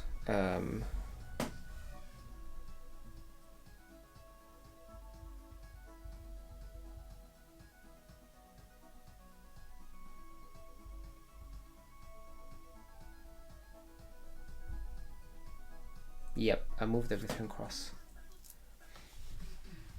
I think it makes sense that it's not on that thread. I mean, it should work on both threads. To move it across, what I would have to do would be to use event FD to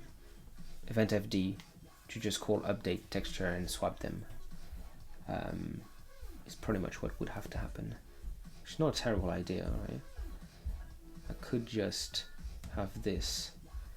The only problem is that obviously if this comes back too soon, I'm going to start writing to the frame, which hasn't been read to yet. Okay, so this is the same problem as before. Let's go back in time. Hopefully we can go far enough in time that I can use all of those things. I need to go back all the way to, that's what I need. 64 T-val, right. Was not really that many changes. Yeah, okay. So let's just assume that like the texture stuff has to happen on the main thread.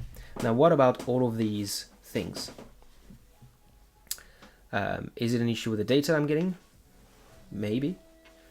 How do I check that? Well, the way I check that is I dump the frame into a JPEG and I read the JPEG.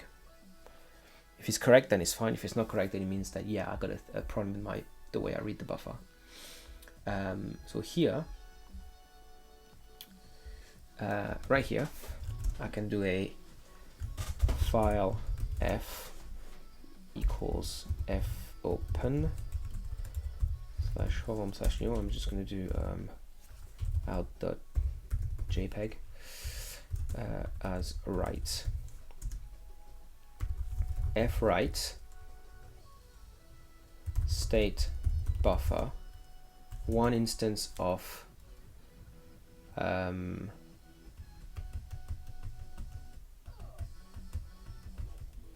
buff length. I have it there into file. F close. F. Now that's going to be a lot of pictures. Like I'm actually going like into the file system every frame.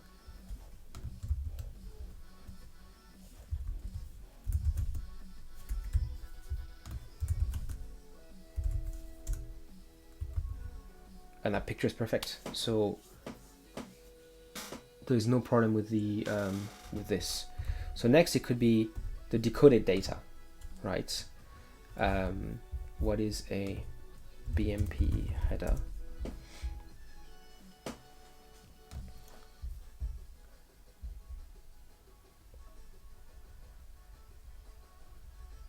It's not really BMP. I wanted like a raw pixels format. Is there a format for like a raw image format?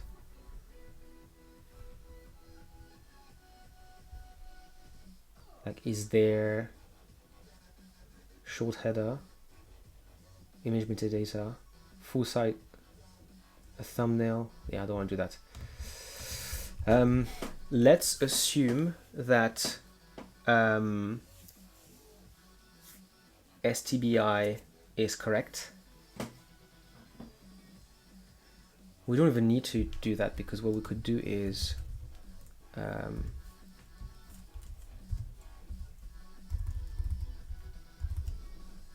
load Oh, literally I got the size here. Maybe that's the problem. I should just put the receive instead. Out.jpg. Right, and then I can go here.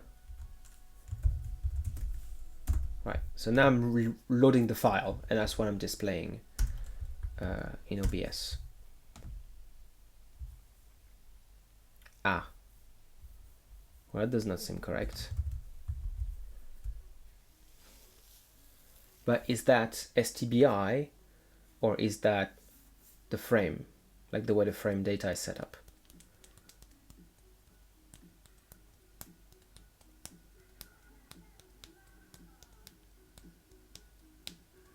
Because out.jpg is correct, right? So it's probably in the render function then.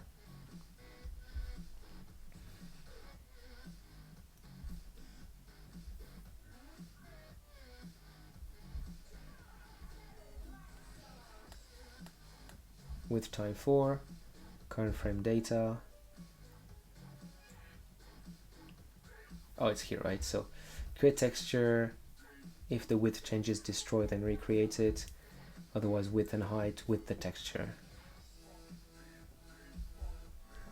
I had it working, and it stopped working around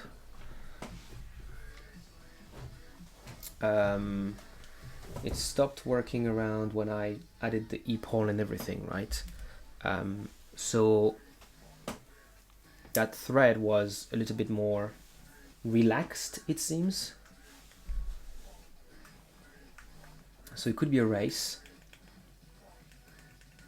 Like, could I be changing the texture midway through there? Yes, it's possible. Should I put a mutex when I'm going to read the current frame? Probably. I guess I could be midway through doing something with that texture before the swapping. So I think that's kind of like where I need to be careful, right? So I probably need a mutex.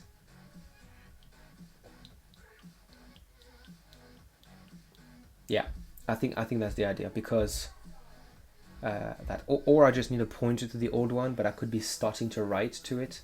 So I think I do need to, because the thing is, if I'm going to do something with the current frame, let me think. If it starts and the frame, the texture doesn't exist, I'm going to create the texture, and that's good to go. But it's going to go into create texture, which takes a little bit of time. Get width, get height, destroy, create. There's a bunch of stuff that could happen. And the set image that may happen.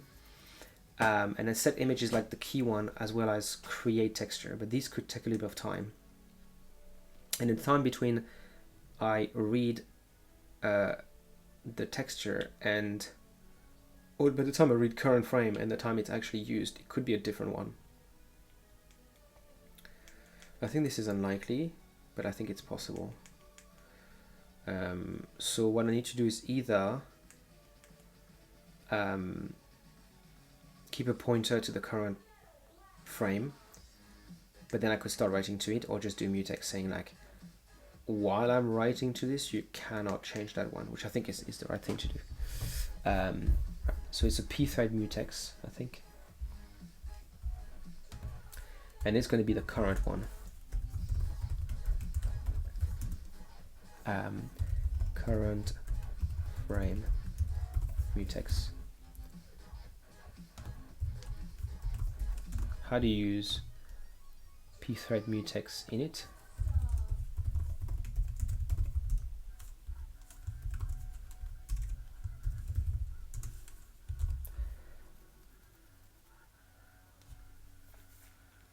So you init it with some attributes, you lock and you unlock and you destroy. So in create, I should do pthread mutex init state pthread, no, current frame mutex 0. No, Sure, why not? Can this return something? Yes, it can. I'll just ignore that for now. And then, I mean, the idea is when I'm going to do something like render, if I come here, I need to do a pthread mutex lock state current frame mutex.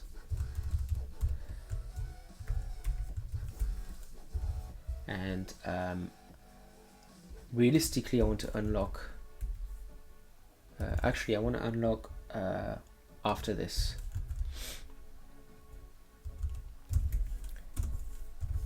And then I want to do the same thing with the swapping, because this is the pointer that I'm swapping, not the actual contents. So when I'm doing my swapping here, I'll just put it right here.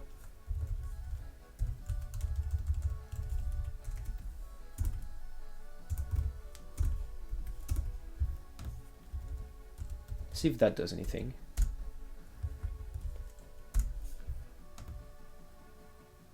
Well, same shit. Right, well, at least that weird race condition that I was making up in my mind, if it happens, it would it would be fixed. Oh, what's the timing on my module? Lib IP cam is 0.04 millisecond. Lib RTC is even smaller. Lib WebSocket is a big boy. 3 milliseconds. Maybe it starts the server, I guess, in there. V4L2. Right, so we're getting at this time where I should be starting to calm down on there. But I have this problem of this image being there. Now this image, I'm actually sending it all the time, and it's the exact same one that shows up. And I'm not exactly sure. I mean, the top bit is correct. Like, I am reading it from the disk again and again and again and again right now. Number of memory leaks 2. So yeah, because every time I come here, I'm just reading it, I'm freeing it and rereading it. I'm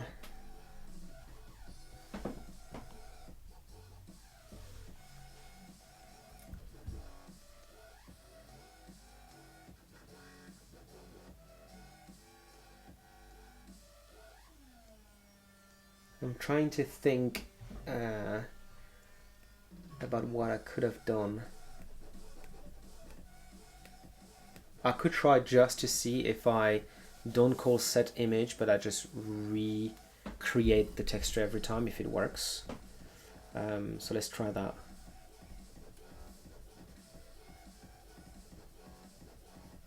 So here, if I did state texture, you know, I could just do create texture. And then just this one. Just destroy it at the end. And just here, we're gonna do comment this out. So this goes back to not reusing the same texture every time. See if that causes an issue. No, exact same thing. So it's not that, it's something else.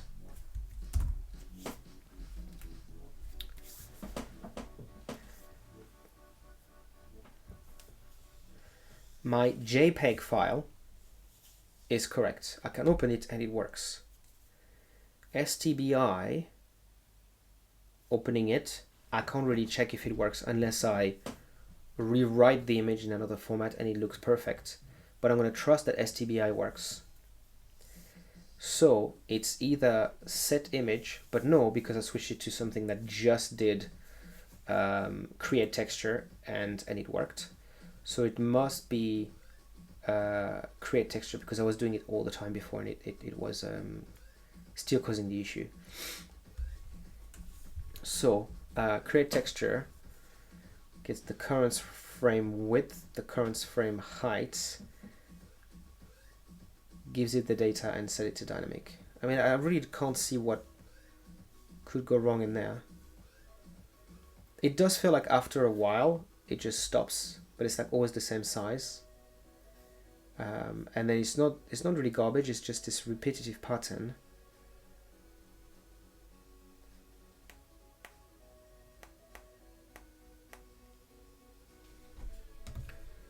The width and height could be incorrect, no, because otherwise the stride on the width would not be correct. It's one of those I'm not sure how I can debug that. I mean, can I run OBS through RenderDoc? I feel like I tried before. What did I try to run through RenderDoc before? But it's something that used Sway. I was trying to run Sway through RenderDoc, but Sway used a Vulkan thing that and an OpenGL thing that RenderDoc didn't support or didn't like have a proxy backend for. Right, I'm a bit stumped there because I feel like I've got something that's probably more stable, that works better until I'm connecting, but it's also not working.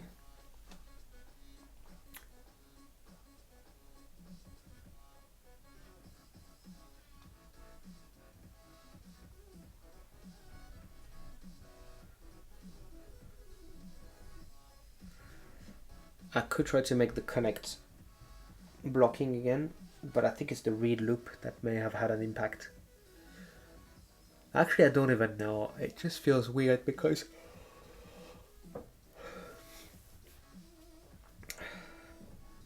yeah, it just feels weird. Let's try here. Let's try to do this.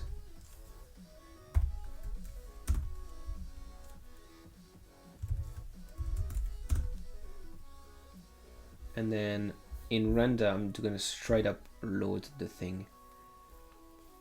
So I'm going to do this.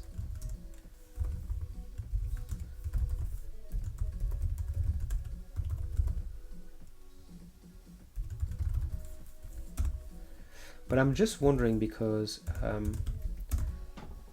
that's pending frame. I do need to do this, right? That's the idea as well. I need to swap them.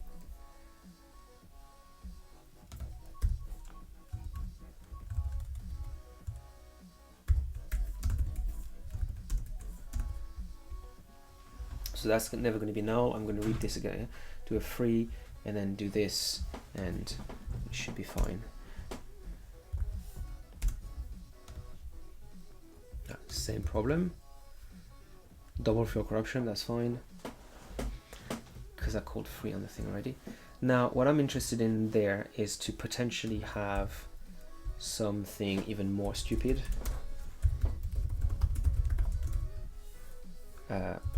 Pixels, right? And I'm going to want to free them at the end there. Okay. And then, yeah, let's just go all out.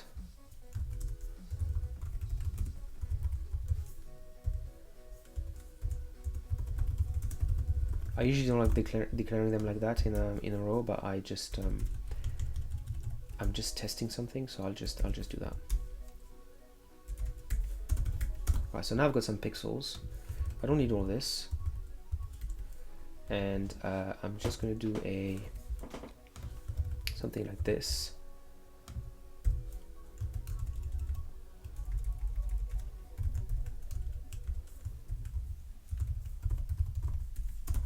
Create it with width and height.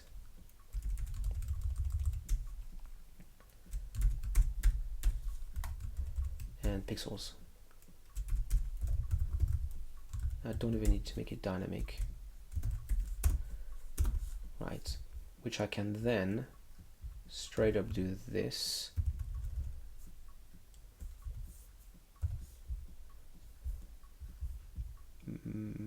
Here. I'm going to do return here because I just don't want to do anything. 3 pixels, and then the last thing I need is GS texture destroy texture, and I'm missing something here where I need texture width height.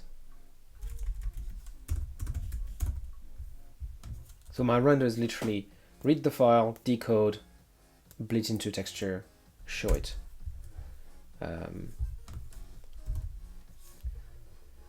Yeah, this is gonna have the same name, so we're gonna do this.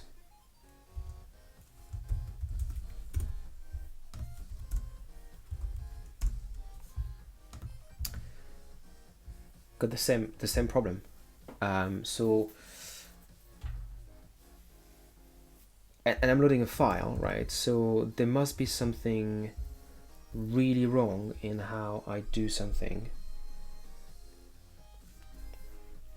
Unless like the JPEG is like kind of incorrect. Like I'm not seeing any error in decoding the JPEG. Oh, the JPEG is incorrect. Why? It was fine before. Okay, so well, that's annoying because I checked all of that. So let's just delete all of this. Delete this and just get back to somewhat of a working thing. So this is all correct, and I should have a bunch of commented out stuff here, which I can read and swap and do stuff. Okay, let's just see and go back to something a bit more funky. Right. You know what it is? I'm running OBS from here, so the out that I'm getting is here, and the IMV that I did for the other one is an old file, so that's what it is. Yeah, so yeah, it is going to be a problem. I'm going to change out the buff length, which I don't think is going to change much, but hopefully I get the same result for now. Ah, it's much better because at least I don't have the garbage there. So I'm getting just the beginning and it doesn't really finish. So that is so much more understandable. And basically what's probably going on is that I'm finishing a bit early in the buffer. So it's possible that like the way the stuff is stitched together is incorrect. Which I think actually would make a lot of sense because I am not persisting the buffer across reads, so the leftover is not carried across. That makes sense. So now what I need is a so I've got a buffer, right, and it's here, and what I need is a unsigned char network buffer with an unsigned, you know what, I'll just get it from the read, because I saw it and I was like, oh, I should get it across because it's going to make issues otherwise, and I didn't think about that. So received leftover, these can be recalculated. Cursor and buffer are pretty much the ones that I need, but the thing is, when I go back to state loop, my buffer is still the same. You see, I'm reading a cursor plus leftover.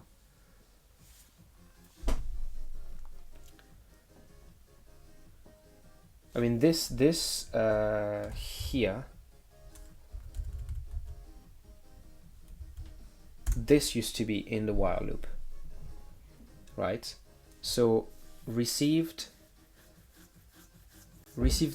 can be fine. I think there's no problem with that. What I need is,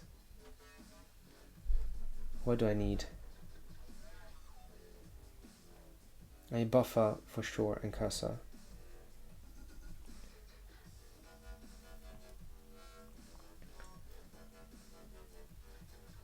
because I need to calculate the leftover. But to calculate the leftover, I need to know what received was, right?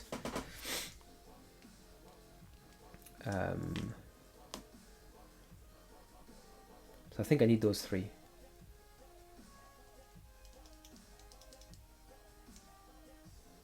When I finish and I say, oh, I've left something in the buffer for the next, to be merged with the next read, I need to know the leftover, cursor, and buffer. So I need these three.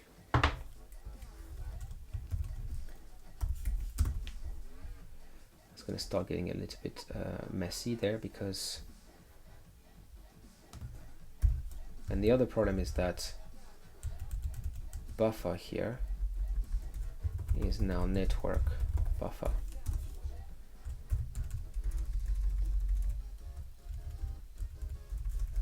And buffer size does not even exist because it was all the way up there. Okay, now we're going to start being a little bit messy.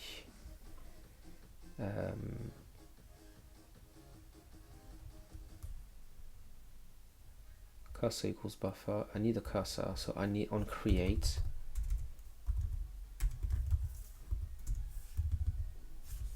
I do need state cursor equals buffer, state network buffer, state received equals 0. Okay, right.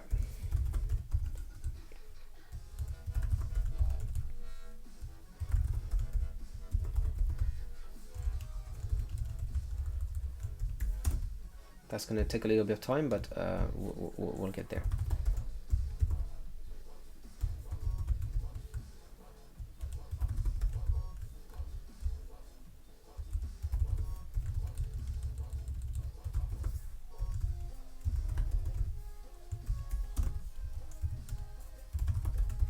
Because cursor is used a lot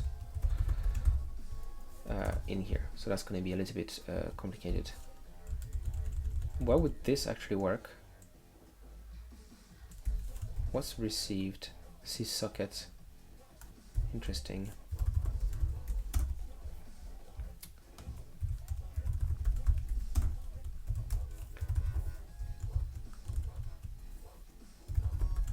Now I shouldn't use buffer all that much at this point, so that should be much better. And I think I can start doing a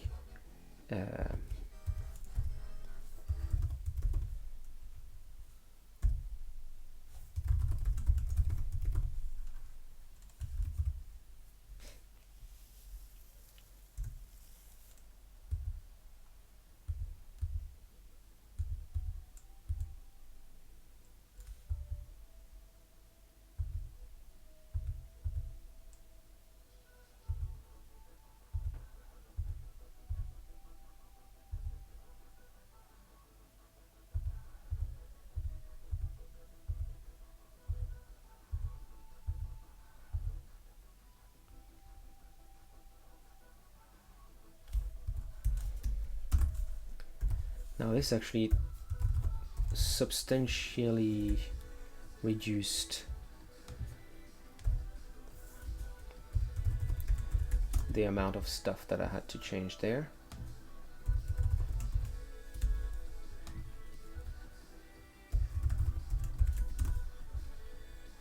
It's kind of some annoying refactoring there.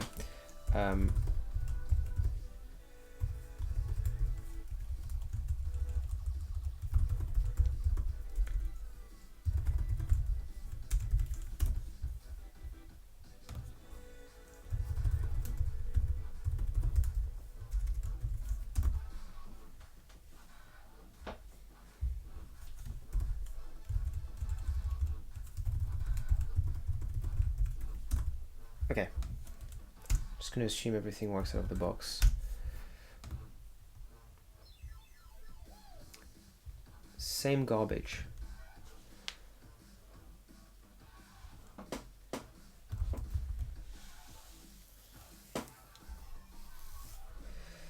Okay. But I was right in saying that like the leftover doesn't work if the values were always set to 0. Yeah, so that should be fine. Okay, so I did need that anyways. All right, so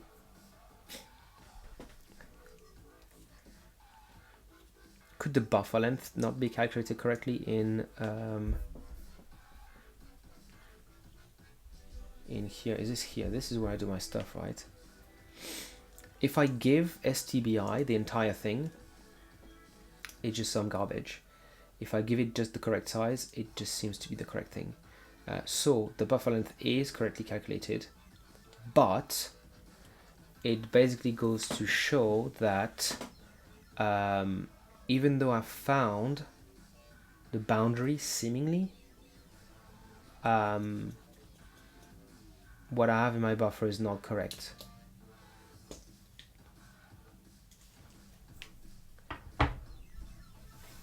And it is found, I mean, realistically there, if I just print that,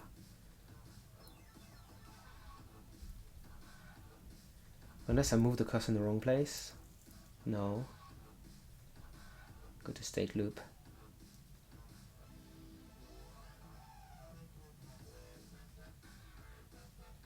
Should I go to state loop here? I mean, yeah, because I'm awaiting headers. Ah, but awaiting headers. Yeah, awaiting headers is fine. In case if I need to read, I'll just need to say I don't have enough and I need to read. Okay.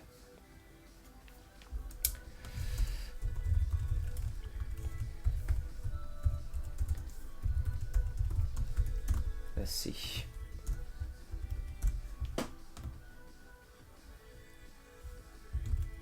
Yeah, so it seems to be doing this on every on everything.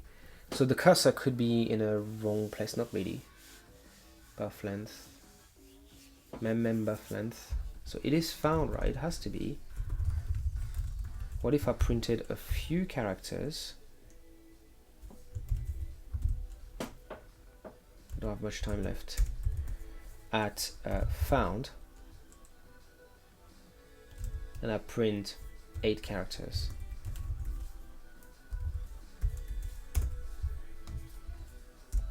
If boundary is null, then it would potentially cause an issue.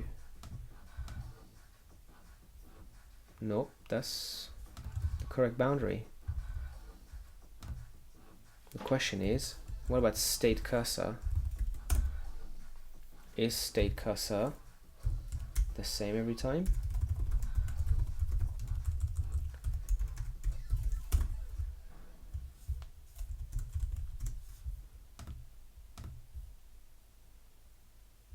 It is. So that's the problem. My problem is right there. My state cursor never changes from something else.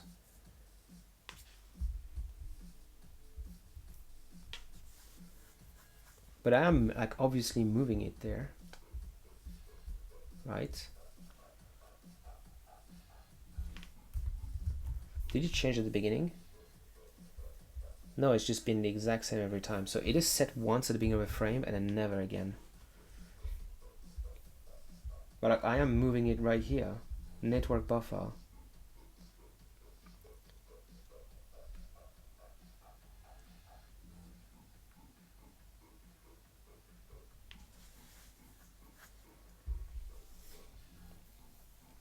I'm changing it here.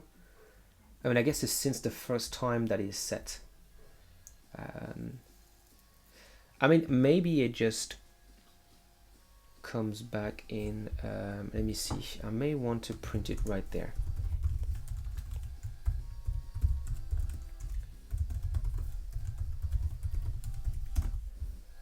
It's like a little debugging thing.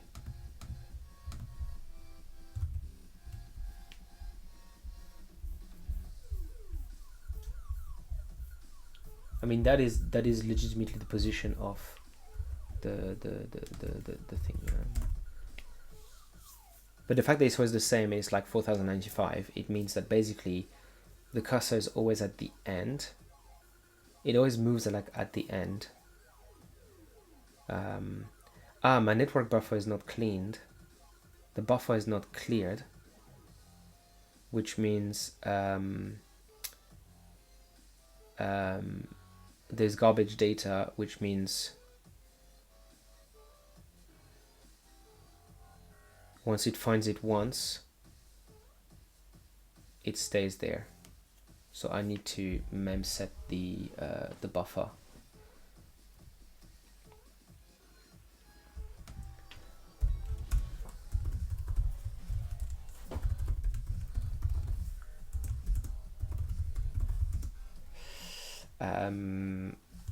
Buffer size minus leftover. Okay.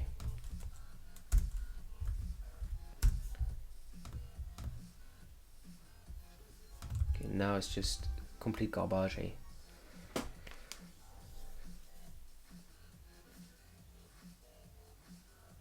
State buffer. Oh, you know what?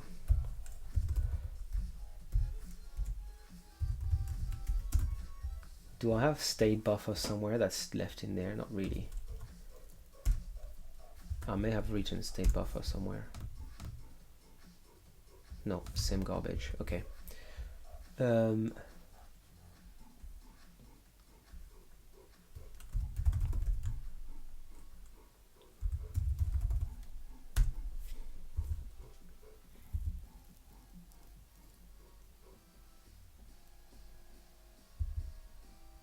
That's correct. Still correct. Correct. So I don't have a problem here. Alright, this is an interesting thing to solve, but I don't like the fact that I'm trying to solve it against the clock. So let's see. I mean, I should clear the previous data, but like realistically, if I'm going to read, yeah, I don't really need to do that. I realize now, because I'm going to read the amount that I have left there, so it should populate, but not necessarily populate everything. But the mem also has a limit on what I received, so it shouldn't overflow. Okay, let's just get back to that. So it seems to me like my JPEG data is cut short, and my buffer length is correctly calculated to be that. And for some reason, I do have a found.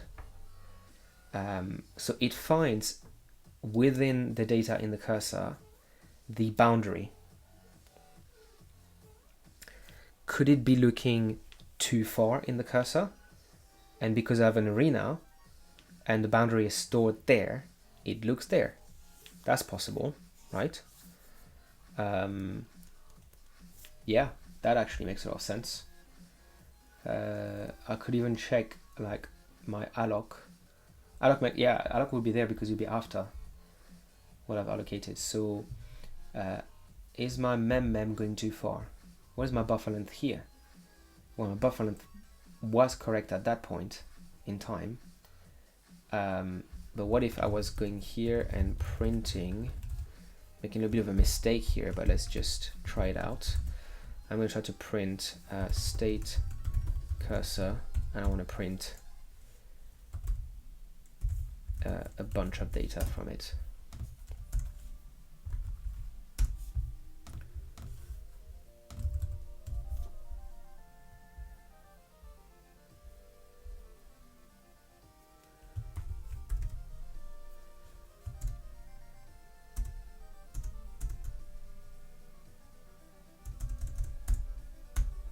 Oh man, that's really not what I wanted there. Okay, but it just goes to show that, because that's the start, right? So in all of this there, the boundary doesn't seem to be there. So I'm either looking at the wrong place. I'm doing cursor, okay, and buff length. So actually I'm going to do buff length, which is going to be the easiest solving all that.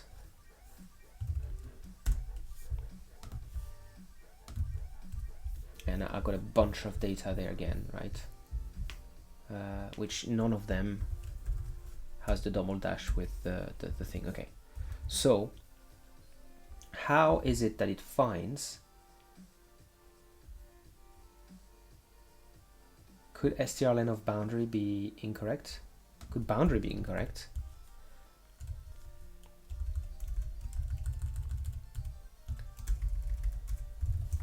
I know it's not, because I printed stuff before and it was working.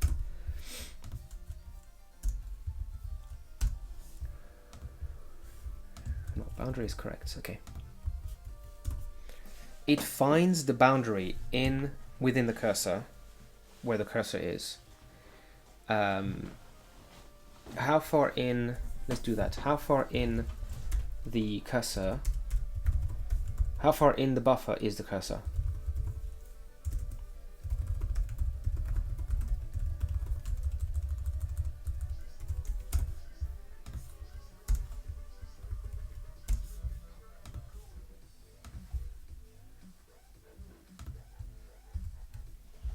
Got a bunch of zeros, mostly zeros. So I'm at the beginning of the network buffer, and my buffer length is most times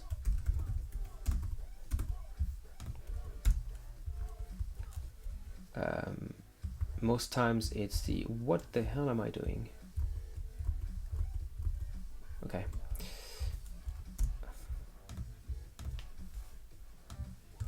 So yeah, most time it is this big number of like 4095. 495.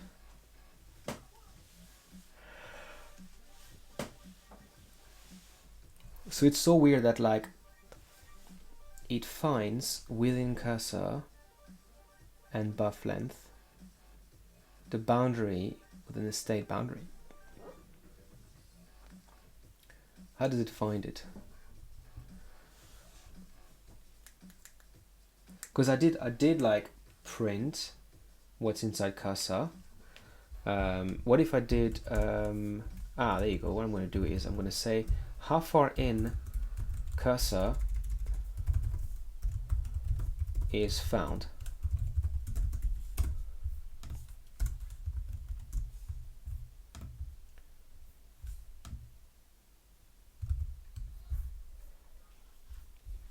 It's there seemingly.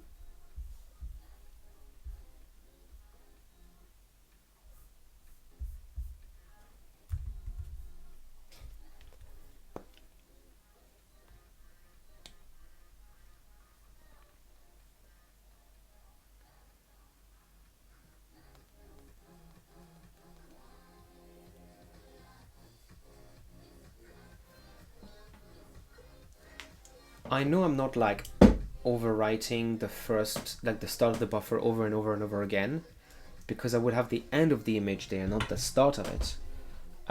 So you know, it's maybe I'm coming here and I'm kind of doing some things like, oh, memcopy, like the cursor with the buffer length wherever the buffer length is, and move the buffer length by the amount, move the cursor by the amount, and I mean that's like, that seems to be correct. And to be honest, moving the cursor there, because that's the last thing you do, you might as well just, I mean, you kind of need to set the cursor to like the end. But buffer length in this instance is going to be like whatever's left in the received data, so that's not going to be an issue.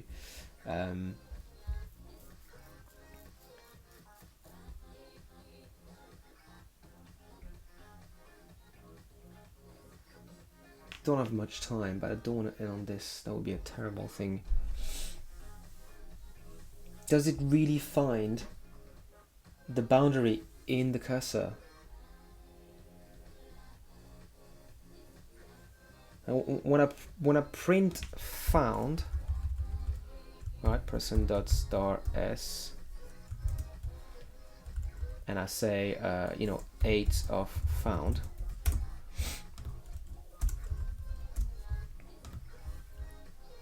it's there, and at different places as well. So like cursor is pointing to a place that has it, And because the distance to the start of the network changes, it means it's within that buffer that is red, the network buffer.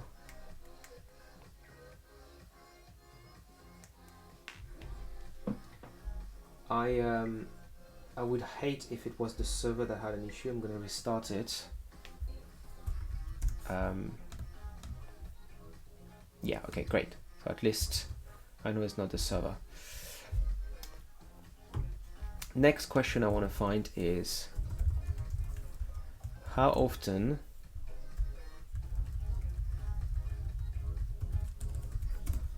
like how many lines am I going to get versus how many like data, like how often does it? Right, so this is what's interesting. Look, this is how many frames, like this is how many packets I receive before the thing is there, which seems correct. Right, so is it the problem where it's like when it's not found, the buffer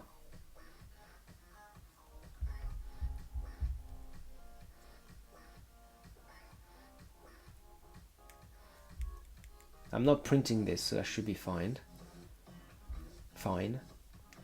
Buffer length is there. So what if I printed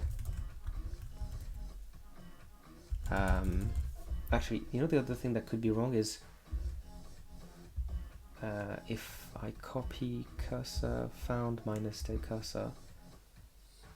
No, that should be correct. It's copying in this buffer should be correct.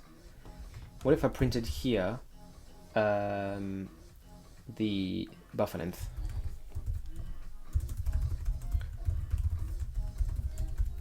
Right? That'll tell me like if I'm actually progressing in the buffer. And it is. Yeah, the buffer is getting bigger, and then at some point I reach the boundary and I seemingly have data in it.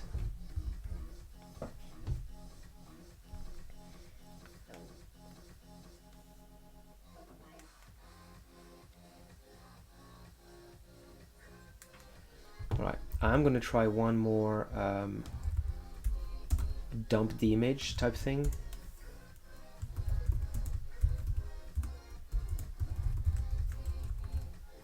I'll make sure this time that I look at the right one.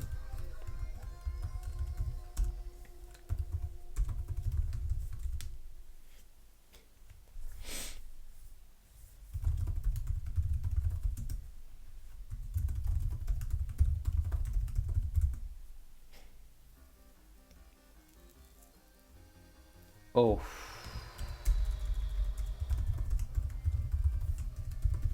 Okay, I think I found my problem. Because I was just literally this. Yeah, okay, this is super dumb. I don't know if this is gonna work, but okay, it's working. The buffer length doesn't seem to be correct because I'm not taking into account the last packet that I'm getting there, but this is fine. Okay, I really don't know why. I mean, yeah, it was a big number, but when it was a big number, it was like really clunky. So I wonder if there was like a compound effect. So buffer length is not correct there because buffer length has not been increased by however much more I've added, which is found minus state cursor. Right. Okay, I can go to bed relaxed. Okay, we're back to business. We're fast-ish. I don't know if CPU is optimized in any aspect. We are over the network. You know. Whoa.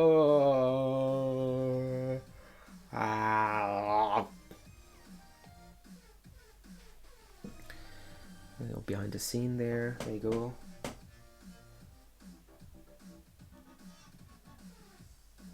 You can actually get a bit of a sense on.